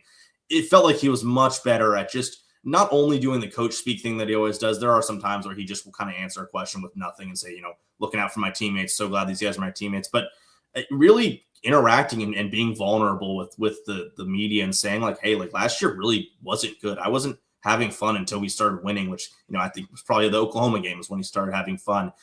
And yet it just feels like he's a lot more confident coming into this year, and it's natural. It's not this like, I'm that guy confidence. It's, I need to be a leader of the best team in college football. And to do that, I need to be centered and understand what my place in the sport is. So he's talked a lot about how he's stayed off his phone, tried to be more present in his time. And Sarkisian noted like 99% of people would have kind of crumbled in his spot that he was giving in last year with all that media hate and all that pressure and all the clicks that were generated from him. So, I think he's grown a lot since I asked him the question, like, what's the difference between you, the Arch Manning that showed up in Columbus last year, and the one that's here in Tampa today? And he echoed, like, he just feels more mature. He's more present in the moment.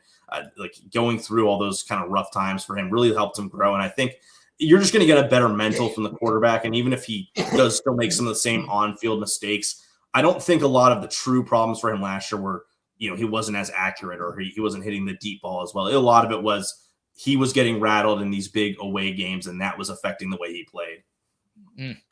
Yeah, that's interesting. Evan, did you get the sense that, most head coaches, they'll tell you they like to give up a little bit of control and let somebody else do this, and they'll do that. Did you get the feel truly that Sark will have more attention paid to his offense and really let Will Muschamp be the guy on defense? And, those dudes don't like to not give you some talk about your defense and here's what you need to do and here's what you can do. But is he really going to be paying way more attention to this offense and what they need to do from every aspect of the offense, the offensive line, the run game, the schemes, what receiver routes are being run? I mean, do you feel that? Did you get that sense for sure? Yeah, I really do think so. I don't think you bring in a guy like Will Muschamp and speak all this much about how you need the head coach of the defense and you need this guy to really take over one side of the ball and not let him do that. And it's clear that he's really let him do that. You can see it with the way the players' bodies have changed, even just on the roster. Like, the defensive ends are more defensive ends now than they were edge rushers like Lance Jackson and Ume Zulu. So I do think that Will Muschamp is definitely in his own realm. And more than anything this year, Sark's not going to be scrambling from behind like he was last year because, some of it is his fault, right? Like, he did not hit the portal process the right way last offseason. So he was scrambling because he, didn't instill his culture early enough, which we've heard over and over now. And it's kind of unfathomable that he wasn't doing it in February, but at least he's corrected his mistake. He didn't get the right combination at O-line until over halfway through the year. He was scrambling to do that. The defense wasn't quite up to par of what he wanted to be, and it's clear that he felt like he needed to do some of that motivational and put his hands into that part of the team a little bit more in 2025. All of that should be, in theory, gone for this year. The culture is set up. There's someone else captaining the defense. He has a year under the belt from Arch Manning and guys like Wingo and a better O-line around him.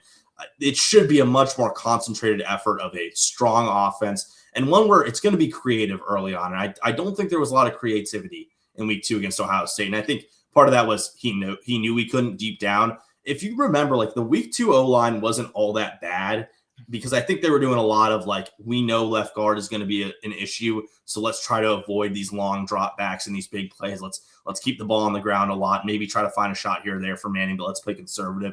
I don't think that's going to be the case this year. I think Steve Sarkisian is ready to put up 70 on Texas State. Like, if he could, he will run up that score and just try to drop a statement on them. And Will Muschamp is a big catalyst of why he's kind of going to be able to have that creativity more in 2026.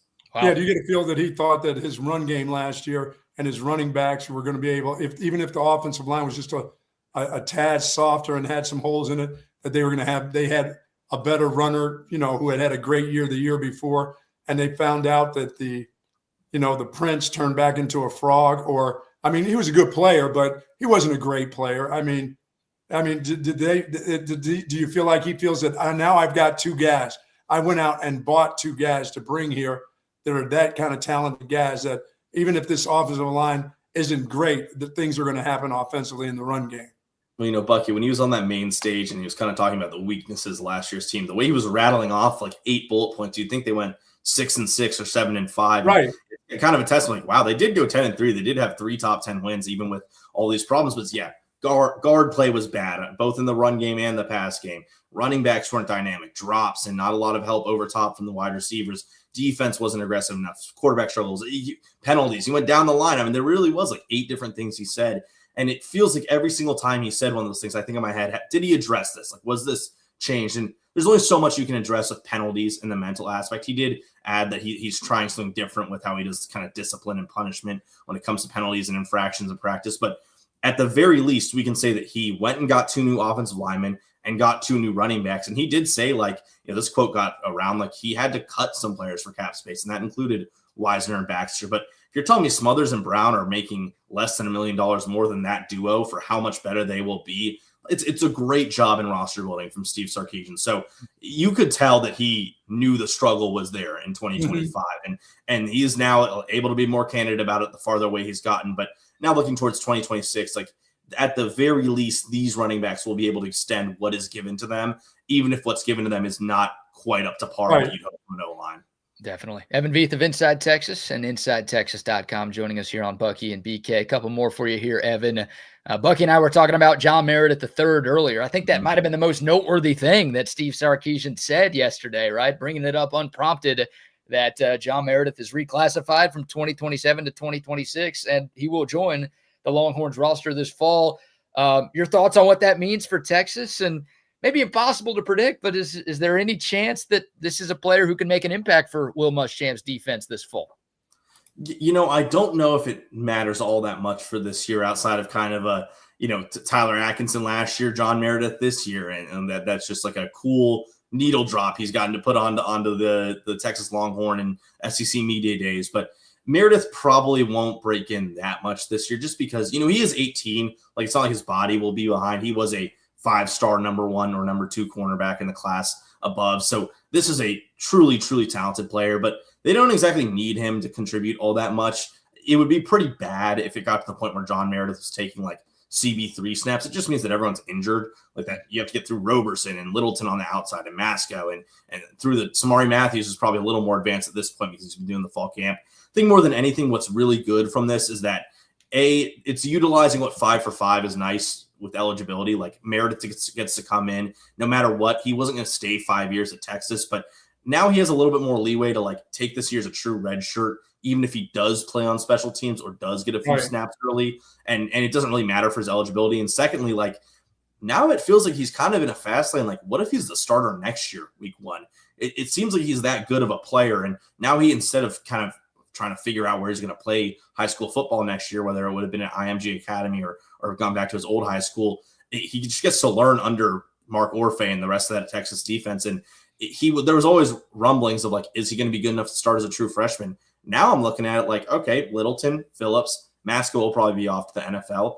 It's his or Samari Matthews or Warren Roberson's spot. He could very well take that position and be the CB2 next year on the outside. Sure. So that's more what I'm looking at it for. I think it's a better chance for him to really make an immediate impact at Texas. And, this is going to start becoming a little bit more of a norm with 5 for 5. I think you're already seeing it in college basketball where players who are able to, at their age, come in, even if they aren't going to be draft eligible the next year. So Marcus Spears being the obvious one for Texas fans. So I do think Meredith will probably stay on the sideline a lot this year, maybe play some special teams and then really put his foot forward in 2027.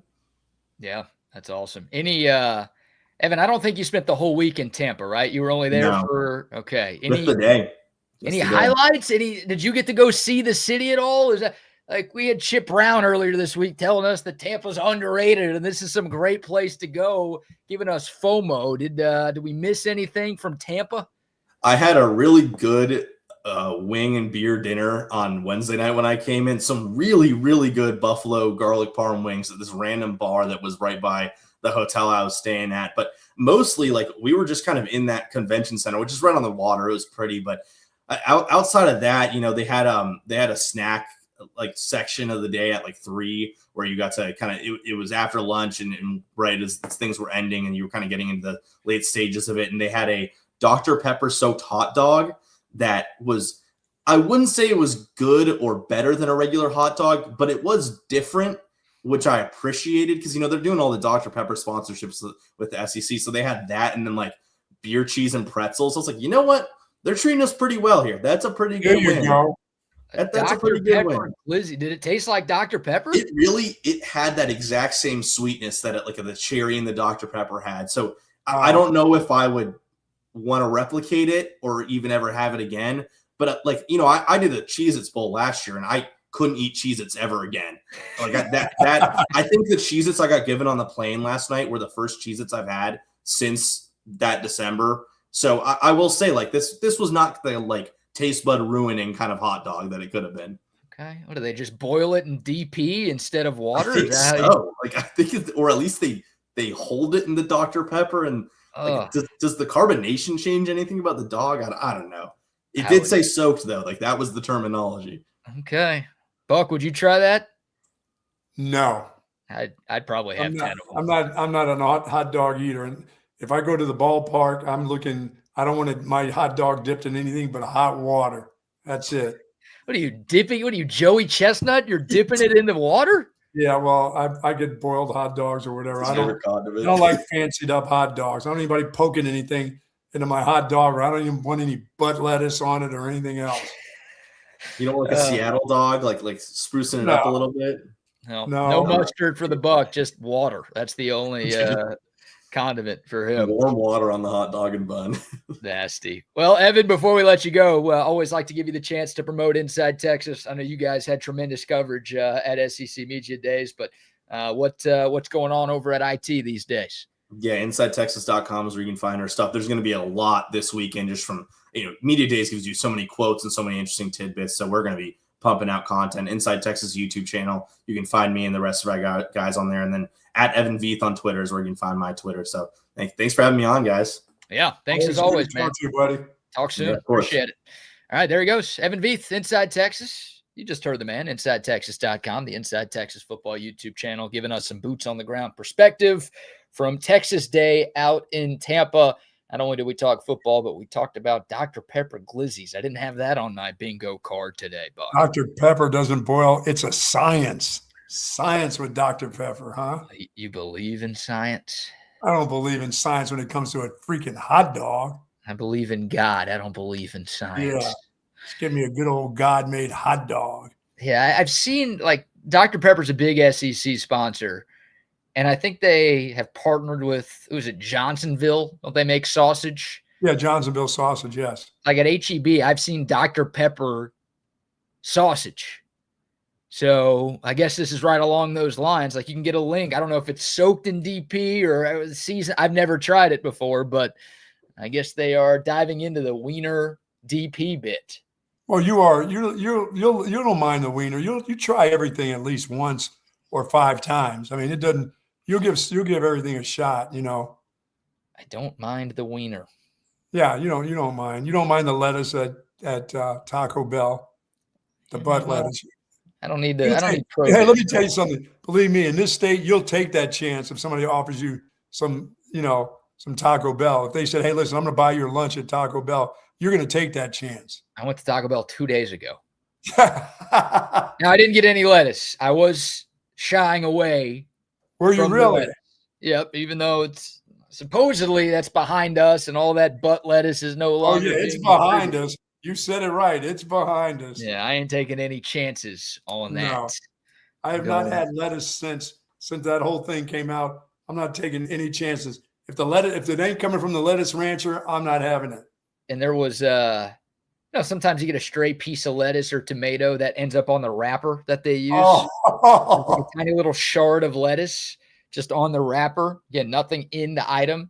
I didn't even touch it. I leaned it over the trash can and just dumped it in. No chances taken. I don't want that kind of stuff in my belly. I don't want anything to happen to my belly. No. Everything else can take it. My mind is a terrible thing. My teeth, my eyes, my bad back.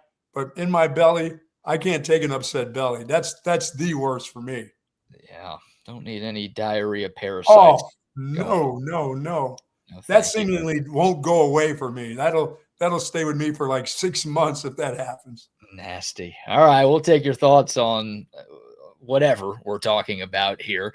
Coda text line 512-222-9328. Shout out to our friends at Coda. Coda Land almost open, Buck. Oh, wow. Yeah, an amusement park here in Austin, Texas, USA, America. Of course, they got F1 and MotoGP and NASCAR and tons of great events out there all of the time. They'll have some good food out there too, man. No doubt. And they sponsor our Coda text line every day. Before we dive back into SEC Media Days, we got some sound from Arch Manning. And maybe we'll dive into the other 3 teams who were represented yesterday. But before we go any further, how about another round of sponsor shout-outs? Folks, Wood Comfort Systems have been in the Central Texas for 70 years, and they have been great when it comes to air conditioning and heating. If your air conditioning is not working properly right now, you are going to have some problems because it is hot outside. It is hot. Don't worry about the humidity and the feels like temperature. It's hot, whatever they say the temperature is. and you want your air conditioning to be working properly. And that's the thing that when I wake up in the middle of the night, and of course I have to go, do my old man pee, I'm always going by the thermostat to make sure that nothing has happened during the middle of the night, BK. It is, I get so nervous about the grid and all that stuff because my wife has me horrified about that. Oh, you don't touch that because there's something could happen.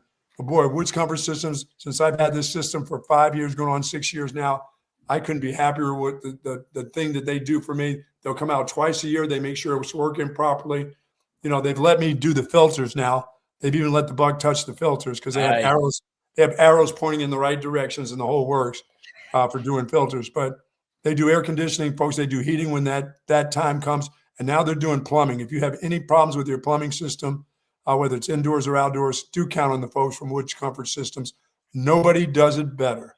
Yes, indeed. WoodsComfortSystems.com is their website, or give them a call, 512-842-5066. Tell them you heard about them right here on Bucky and BK. And shout out to our friends at Early Bird CBD. Oh, yeah. Catching a flight after today's program. I don't travel without these. I might pop a gummy before my flight, and then I'm definitely going to pop one before going to bed tonight. Helps me sleep at home. But when I'm not in my own bed, when I'm traveling, I'll be in an Airbnb with a bunch of dudes this weekend. I'm going to need some help sleeping.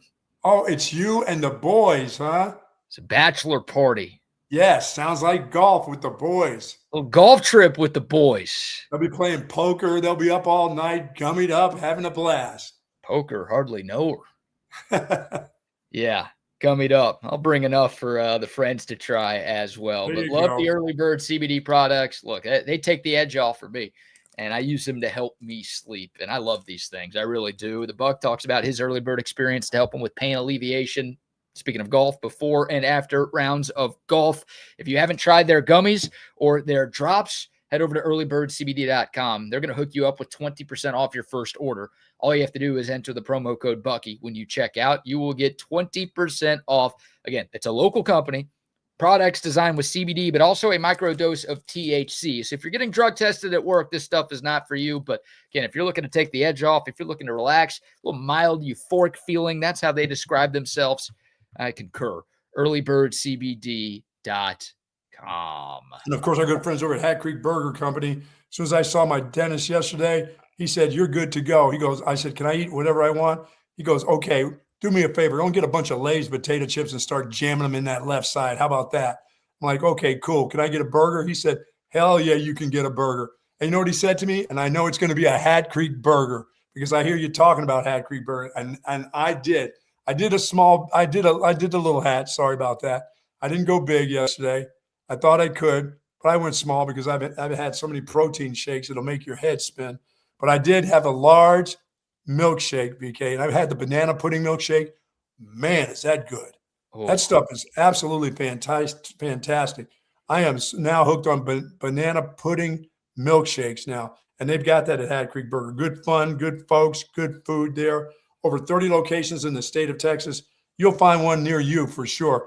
The kids are out there on the playgrounds, the playscape, and mom and dad and the adults are having margaritas, having a little fun in the afternoon. So Hat Creek Burger Company, there's something there for everyone.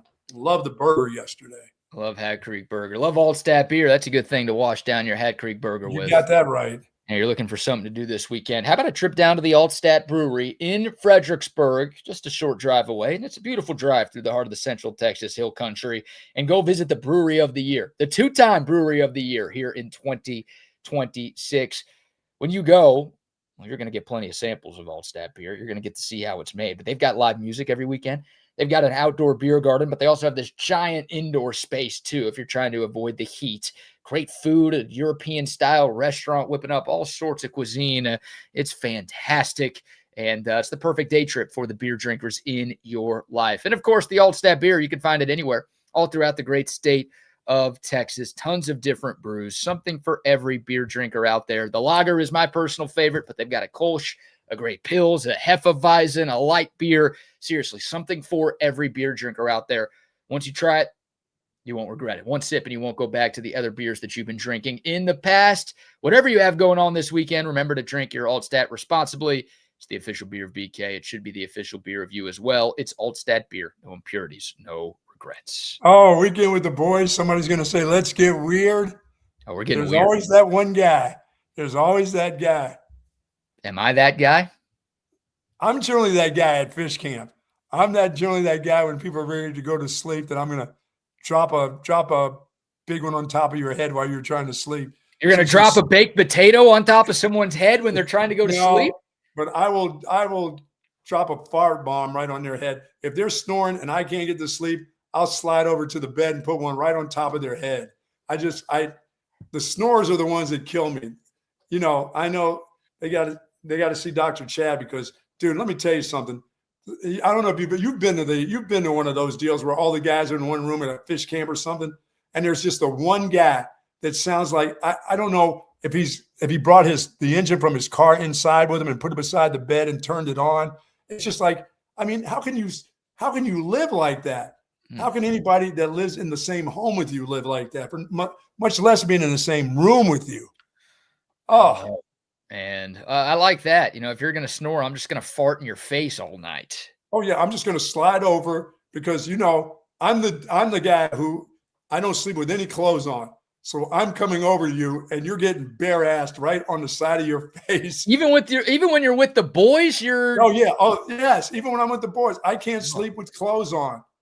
So when you're going on the road with me, at some point during the course of either getting into bed or I take all my clothes off. I got to sleep that way. I've been sleeping like that since high school.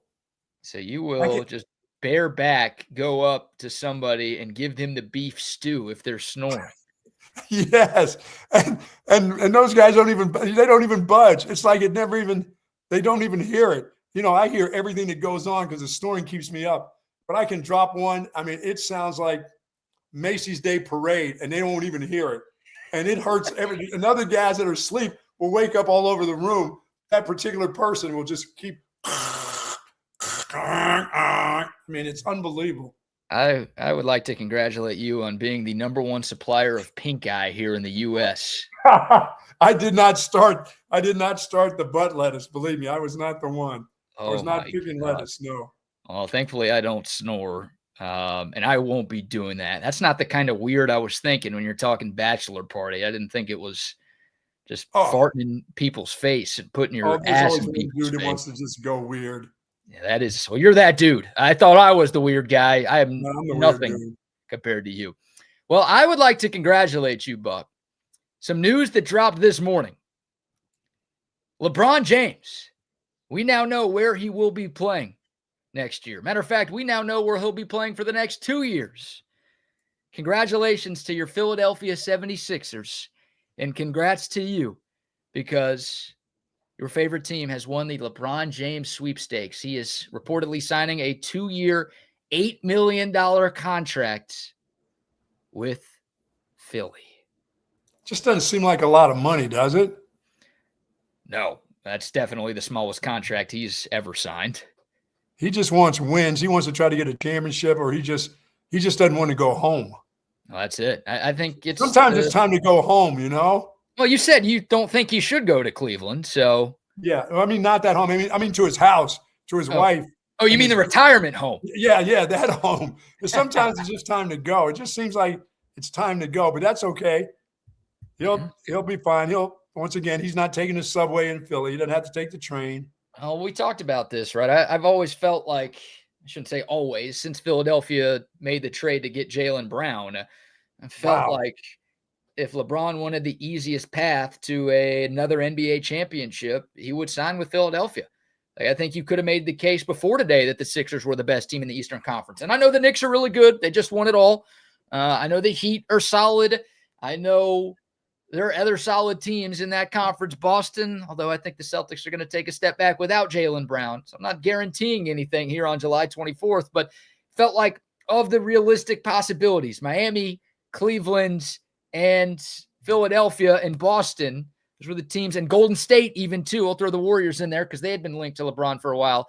To me, it always felt like Bron's best chance of trying to catch Jordan and get to 6 NBA titles, LeBron's 2 away, was to go to Philly. And that's clearly, we're wondering, okay, does he prioritize city to live in? Does he want the most money? What is he looking for in what could be the very final contract he signs? clearly he's looking to win, so he is headed to Philly. What effect will he have on Joel Embiid and his attitude and his body? You think this is going to be a big deal for Joel Embiid? If he wants to get a championship, he's not going to, the nights that he can actually really take off, going to say, no, I'm playing. I got to take advantage of this dude in his last 2 years. Well, I mean, he's still missing half the season. That guy, I don't know why I'm thinking something will change with him. Well, now he can miss half the season. Yeah, really. You're right. The Sixers have enough talent. I mean, they did make the playoffs last year with him missing half the season. They made the playoffs a lot despite him missing so much time. But, yeah, I mean, you've got Jaylen Brown, you've got Tyrese Maxey, you've got LeBron James also in your starting lineup. Then, you'd like to have Joel Embiid in the playoffs because he can be a difference maker there when you're going up against the best teams in the summer. But you can have one of those guys miss significant time and feel good about what you've got. That starting five is ridiculous. If you get those 5 guys on the court at the same time. I only mentioned 4 there. There was a kid from Baylor, the second-year guy. Oh, BJ Edgecombe. Yeah. How about that? He's a stud too.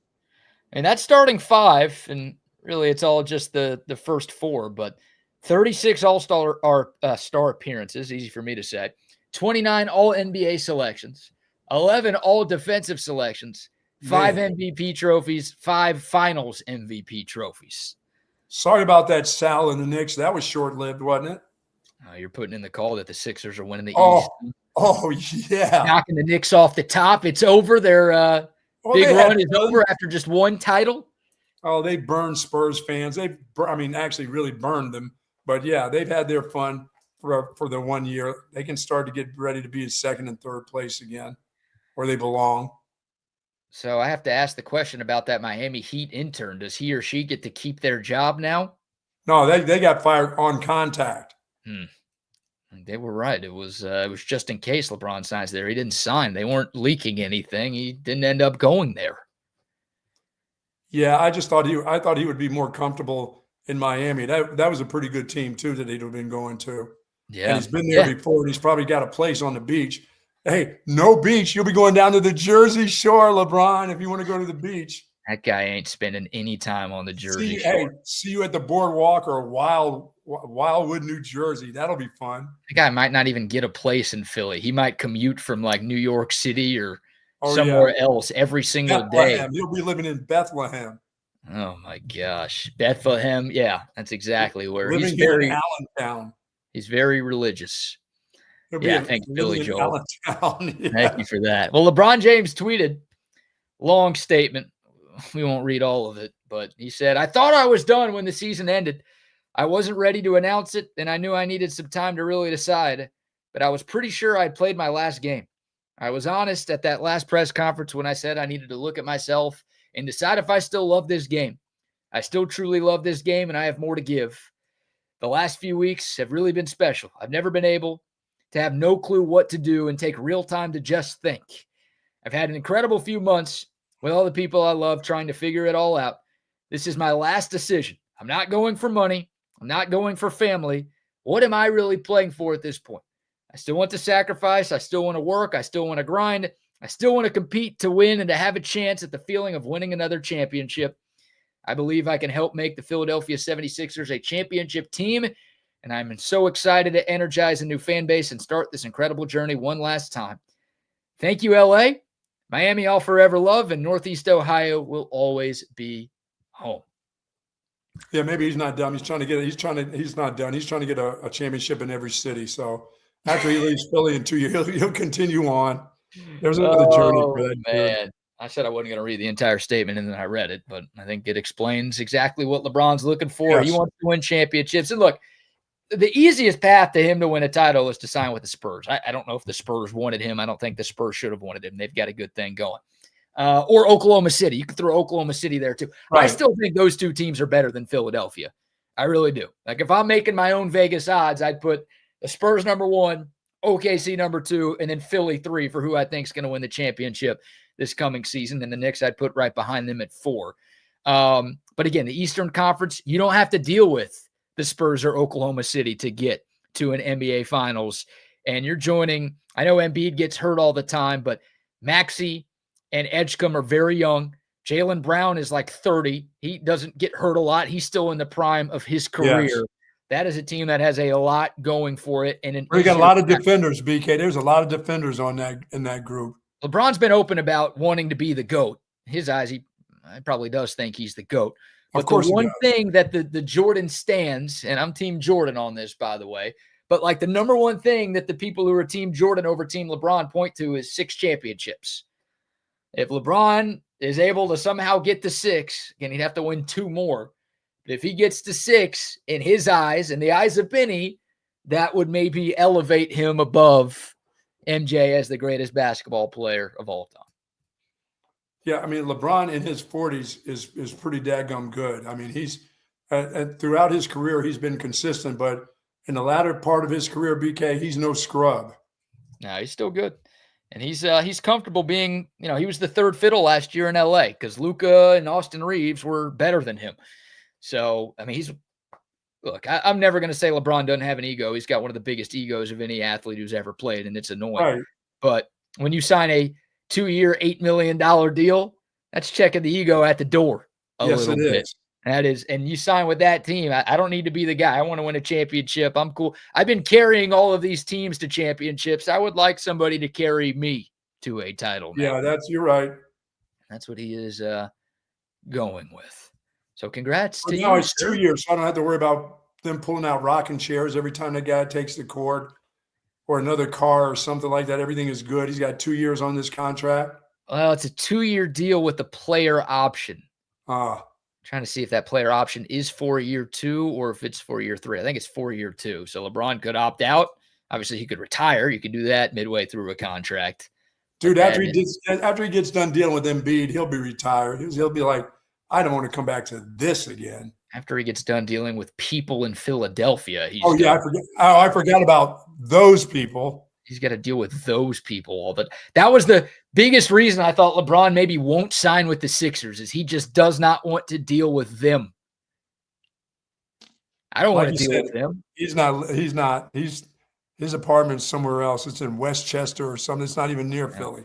I out Villanova somewhere out where Villanova is. I'm flying. I got a connecting layover in Philly today. I'm terrified. I'm going to be there for an hour and I'm terrified. Oh my God. Oh, that's an hour you can never get back right there. I know. I'm going to get delayed and I'm going to end up spending the night at the Philadelphia airport. I can already feel it. Disaster. So there you go, man. Congratulations. You're Sixers, NBA champions next year. Wow. Plan the parade and you got to go when it happens. Oh, head on back to Bethlehem and take a little ride down to Philly. And watch them burn down the city. They damn near did when the Eagles won the first time. Oh, jeez. And they're still mad. And they're still mad at them. I know. They want them fired. They want everybody fired. They want to get rid of the quarterback, the coach. I said, you're Philly. Don't you get it? No, we don't get it. We're champions here. LeBron's going to go for like 12 points on 4 of 13 shooting in his first game, and Sixers fans will be ready to burn that guy on the cross. Yeah, well, it won't take long if he does. If he starts looking old, they'll let him know. He's in the right place for them to let him know how. If he starts to age right before their very eyes, that's a bad place to be. Amazing. Wow. Big news out of the NBA. Wasn't expecting to get that on a Friday, but there you go. All right. We will we'll wrap up with some SEC Media Days conversation in a moment. Real quick shout out to our guy, Dr. Chad. You brought him up earlier, Sleep Cycle Center. If you snore, man, there is no better reason to get your snoring taken care of than the fear of the buck, bare-ass buck, farting in your face. If you snore, that's going to happen. Buck's going to break into your place. Yeah, in the middle of the night. And rip a loud, long one right in your dome. Sorry about your mate that's beside you. They're going to get the after effect of that if you snore. Taste it. That mate's going to taste it, huh? Nasty. Yeah, that's a reason to go see Dr. Chad. Look. Wow. Sleeping problems are something you should get taken care of in all seriousness. More than 22 million Americans have undiagnosed sleep apnea. It can cost you your life. It really can. Don't put your sleep to chance. It's too important. If you snore, your partner snores, if you're constantly tired, if you don't get a good night's sleep. go see our guy, Dr. Chad, and his great team at Sleep Cycle Center. Their facilities are clean, state-of-the-art technology. It's not just CPAP. They're going to find a real way that actually works, that you're actually going to like, that's going to make your sleeping issues a thing of the past. Free consultations for listeners of this show. You mentioned this show, you're going to get $100 off an at-home sleep study. 2 Austin area locations, one in Lakeway off 620, the other North Austin 183, and Breaker. SleepCycleCenters.com for more information. Love it. All right, you want to get to Arch Manning sound, or do you want to talk about the 3 other teams that were represented yesterday? Let's go teams. We'll get to Arch Monday when we come back. Plenty of sound, plenty more to unpack from SEC Media Days. And I mean, fall camp is 2 weeks away, so the Texas football conversation is really going to ramp up here. 3 other teams went yesterday, and all 3 of those teams are on the Longhorn schedule this season. You had LSU, you had Arkansas, and you had Mississippi State. Do I dare give you the floor and ask which team you want to talk about first? Oh, I definitely want to talk about the guy that they want to try to get rid of. How about Mississippi State? You're really good at this, man. Yeah. You're really good at this. Mississippi State. Yeah, what does he have to say about keeping his gig? I don't have any sound from Jeff Lebby, but if you were power ranking the hot seats of SEC football coaches in 2026, I think Jeff Lebby is number 2. Behind Beamer? Beamer at South Carolina, clearly on the hottest seat. He's going into year 6. Jeff Lebby only going into year 3. But Mississippi State needs to take some kind of step this season. Now, they did win an SEC game finally, first one in 3 years, but that win was against Arkansas, who was the worst team in the league by far in 2025. Mississippi State has not beaten an SEC team not named Arkansas since 2022. Now, what was it about that guy that they thought was going to really change? I mean, anything could have changed it. Anything could have changed their fortunes at Mississippi State. But what made them think that guy was really going to change the fortunes, like 8 wins or something, I don't know. It's a tough job. And look, it was obviously a brutal situation because Mike Leach was the coach and was doing a pretty good job, and then he passed away while being the coach. So they've kind of been scrambling ever since then. They had the Zach Arnett interim year, and they actually brought him back to be the defensive coordinator this year for Jeff Lebby. But yes, I don't know. Everybody likes offense, and Jeff Lebby was OU's offensive coordinator. Sorry to bring this up, but he was the guy in 2023 when Texas lost to Oklahoma, the one time Brent Venables has beaten the Longhorns. So I'm sure they saw that game and some of the other things that OU's offense did that season, and I guess felt like that was the dude they needed to have. 2-10 in year 1, 5-8 in year 2. They were 5-7 and got one of those random invites to play in a bowl game, which they lost that. Nice going there. The Mayo Bowl. How do you lose the Mayo Bowl? Looks like Jeff Lebby probably eating some mayo out of a tub at some point. All right. Sorry about that. Texas hosts Mississippi State on Halloween. We all remember the game last year. The miracle 17-point fourth quarter comeback in Start Vegas. Everyone thought that was going to be the SEC win for Hail State, and Texas snatched victory from the jaws of defeat. I think my biggest question with the Bulldogs this year is, do they get somebody not named Arkansas? They don't play Arkansas this year. So can they beat an SEC team this season? Who's on the schedule? Who's on the schedule for them to beat? Let me pull it up right here. Let's see if the Aggies are on their schedule. They play at Minnesota week 2. I know that's not an SEC game, but to me, that's one of those like SEC Big Ten debate games, because the SEC's biggest and best argument is like, no, the bottom of our league is better than the bottom of your league. Minnesota's not even a bottom feeder in the Big Ten. If bottom feeder Mississippi State goes on the road and wins that game, again, people don't really care unless it's a championship. But yeah, row the boat, guys. He has to win. He can't lose that game. Yeah, that's a big one there. So Mississippi State at South Carolina. They get Mizzou at home. They get Vandy at home. They get Auburn at home.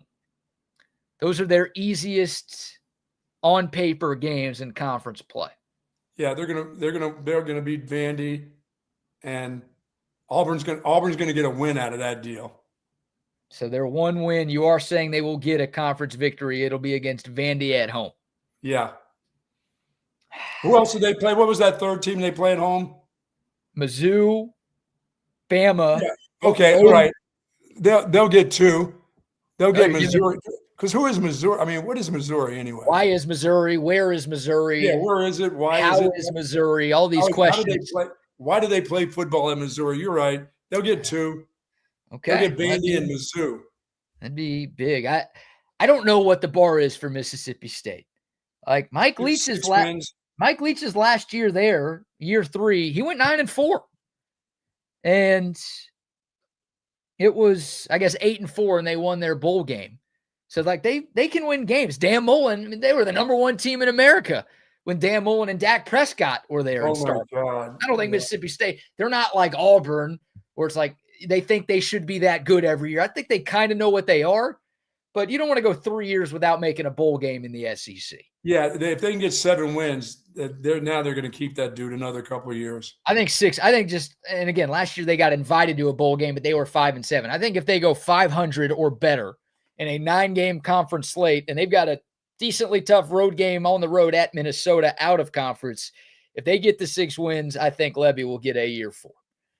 I don't think they're going to get the 6 wins. I don't know why. I just don't, unless Pavia gets to come back for another year, which, hey, he's already done with his NFL career for right now. They cut him before they even started. He got cut by the Baltimore Ravens. The guy How about that?